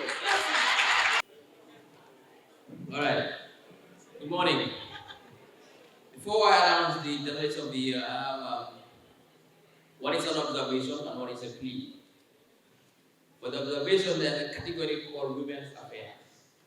What is men's affairs?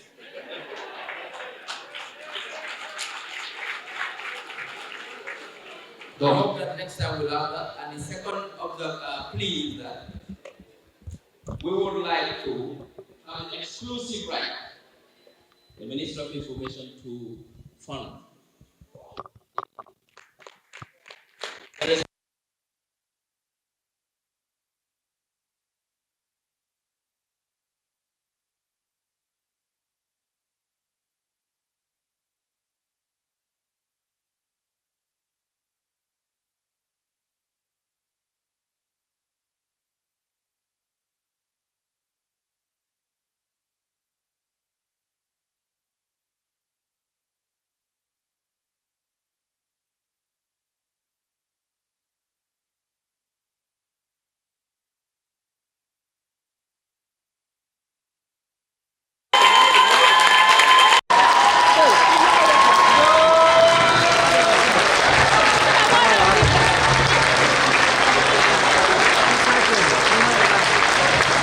Standing ovation for the man.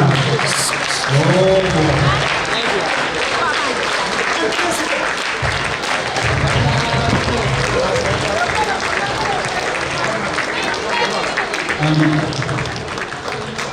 Mustafa K. Jabo is the journalist of the year 2025.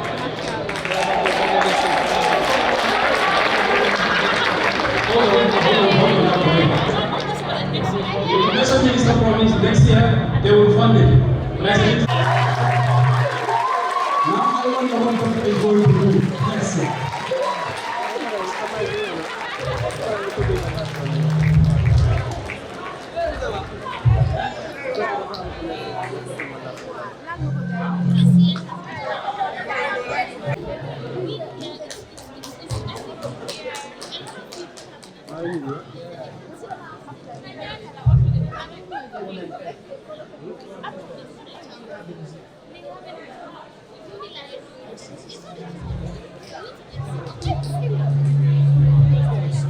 Good morning, ladies and gentlemen. My name is Abu Safati. This is the MD and CEO of BB Construction and Real Estate Company Limited. As saying goes, once a journalist is still a journalist. So I'm proud as a company to associate myself with Jacket Press Union Award. As a former journalist and also as an entrepreneur, when I was approved by the president, I said to just 2 days ago that this is what they have at hand and they are looking for someone. I told it wise as a Gambian and also as a young entrepreneur and also as a former journalist to step in to satisfy whoever is going to be the best journalist of the year. I promised the person a plot of land and it's going to be 20 by 20. So I have the place here already. It's 20 by 20. We are going to provide to Mustafa, who will come to office by Monday, come to the office on Monday. we do arrangement and then yes, we can take it from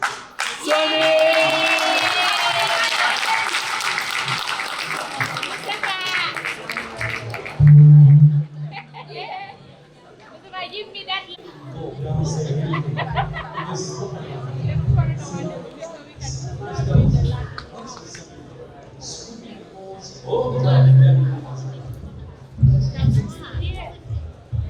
Hello. There is no secret in journalism. Maybe there is any teacher would tell us.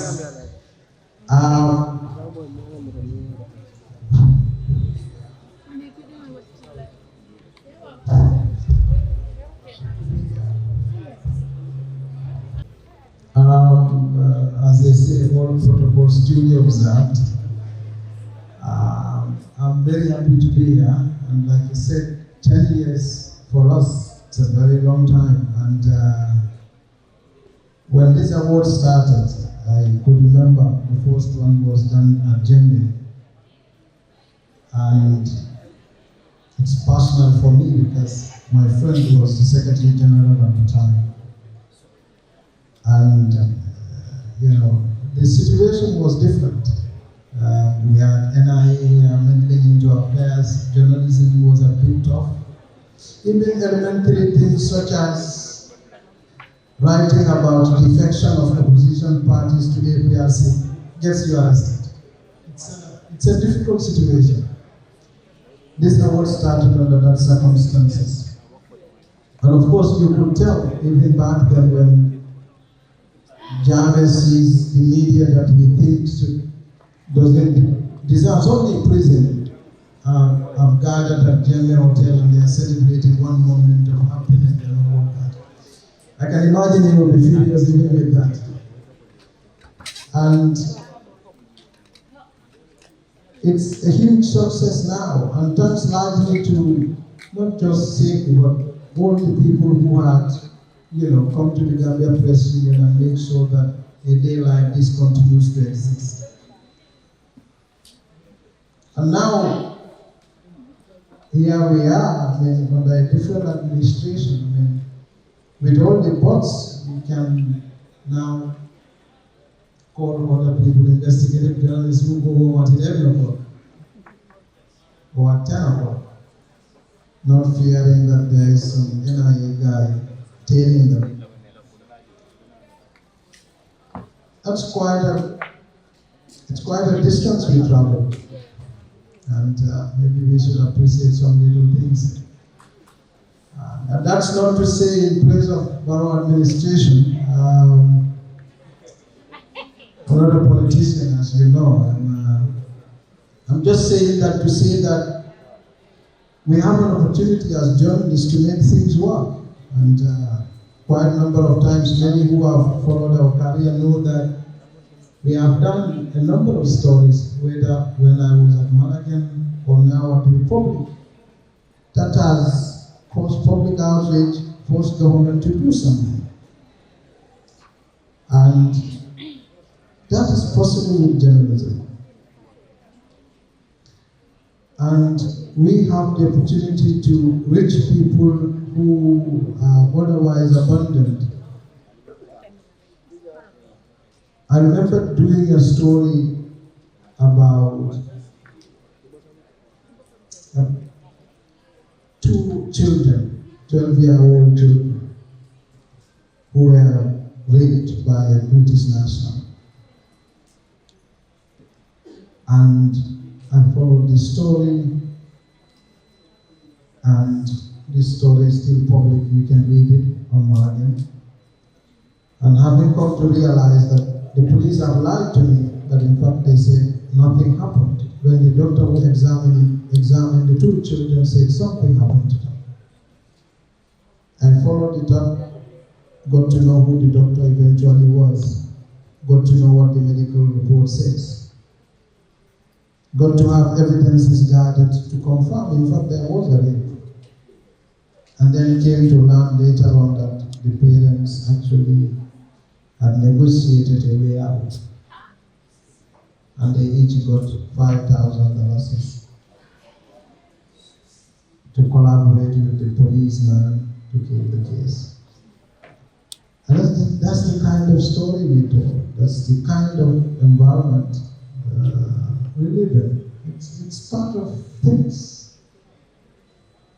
And having to follow stories like that is not a convenient one to do all the time, but still necessary. And I have had to get a call from one of the parents to say, to accuse me of having a vendetta to settle with the white man, and that I should let it go. I was going to the village and I sent a message to a friend. My friend Sekou Jame, who was then the editor of Malagan. It's my friend, and we started Malagan together. And I said to him that I have never had to deal with protecting a child from a father. I've never thought I would deal with defending a child from his own father. I remembered I was having a conversation, 2-hour conversation with the 2 parents in the police station before I left. Because the whole point was to make me convinced that nothing happened. So they had to wait for me at the police station because they had already arranged that with the police officer to tell me a fake story. And so they had all agreed. And one of the parents told me something that stayed with me much later after. Because sometimes you hear things, you only make sense of them 2 weeks later. And he told me, so if we are interested in this case, what would even happen? Had we followed it, we would just follow it and go to the case all the time. But there will be no justice. And that speaks to the kind of story of sexual violence happening in this society. It is happening in this society. It's negotiated. Orders are topped out of it. Families utilized. Connections are utilized to ensure people who are abused are silenced. And then I thought, before I judge, how about if the father did not leave the bag of rice at his house? If I have to be in a position to decide whether to collect $5,000 to get justice for $5,000 from a white man who raped a 75-year-old white man, who raped an 11-year-old child, I've had to take $5,000 from him. And I thought, how about if he had not left a bag of rice at his house? If I were in his shoes like that, what would I have done? That's the kind of reality you deal with when you're a journalist. And that's not to my credit, quite frankly. When my career has been built on the support of others, I just mentioned Tijan C. He was our earlier trainer here. I mean, not just me, DJ Jao. So you could say you have prodigies in Gambia. And that's just to say that, and also to say that it's 10 years, and we are celebrating 10 years of efforts of people like Sekou Jame also, who started these awards. I mean, like I said, when he started it, I told him it's not going to work. And efforts of others, incredible people, by Emil Job, I don't know, by Emil Tude, I don't know if he's here. He's my former friend now, so I forgot his surname. And that's sometimes that happens in life too. Tell us. I think you want me to go here. But that's it. So I just want to say that I'm grateful for all the support I've received throughout my career. That for us, this is the beginning. We're not quitting this for politics, so we'll be here for many years from now. People in my family live longer.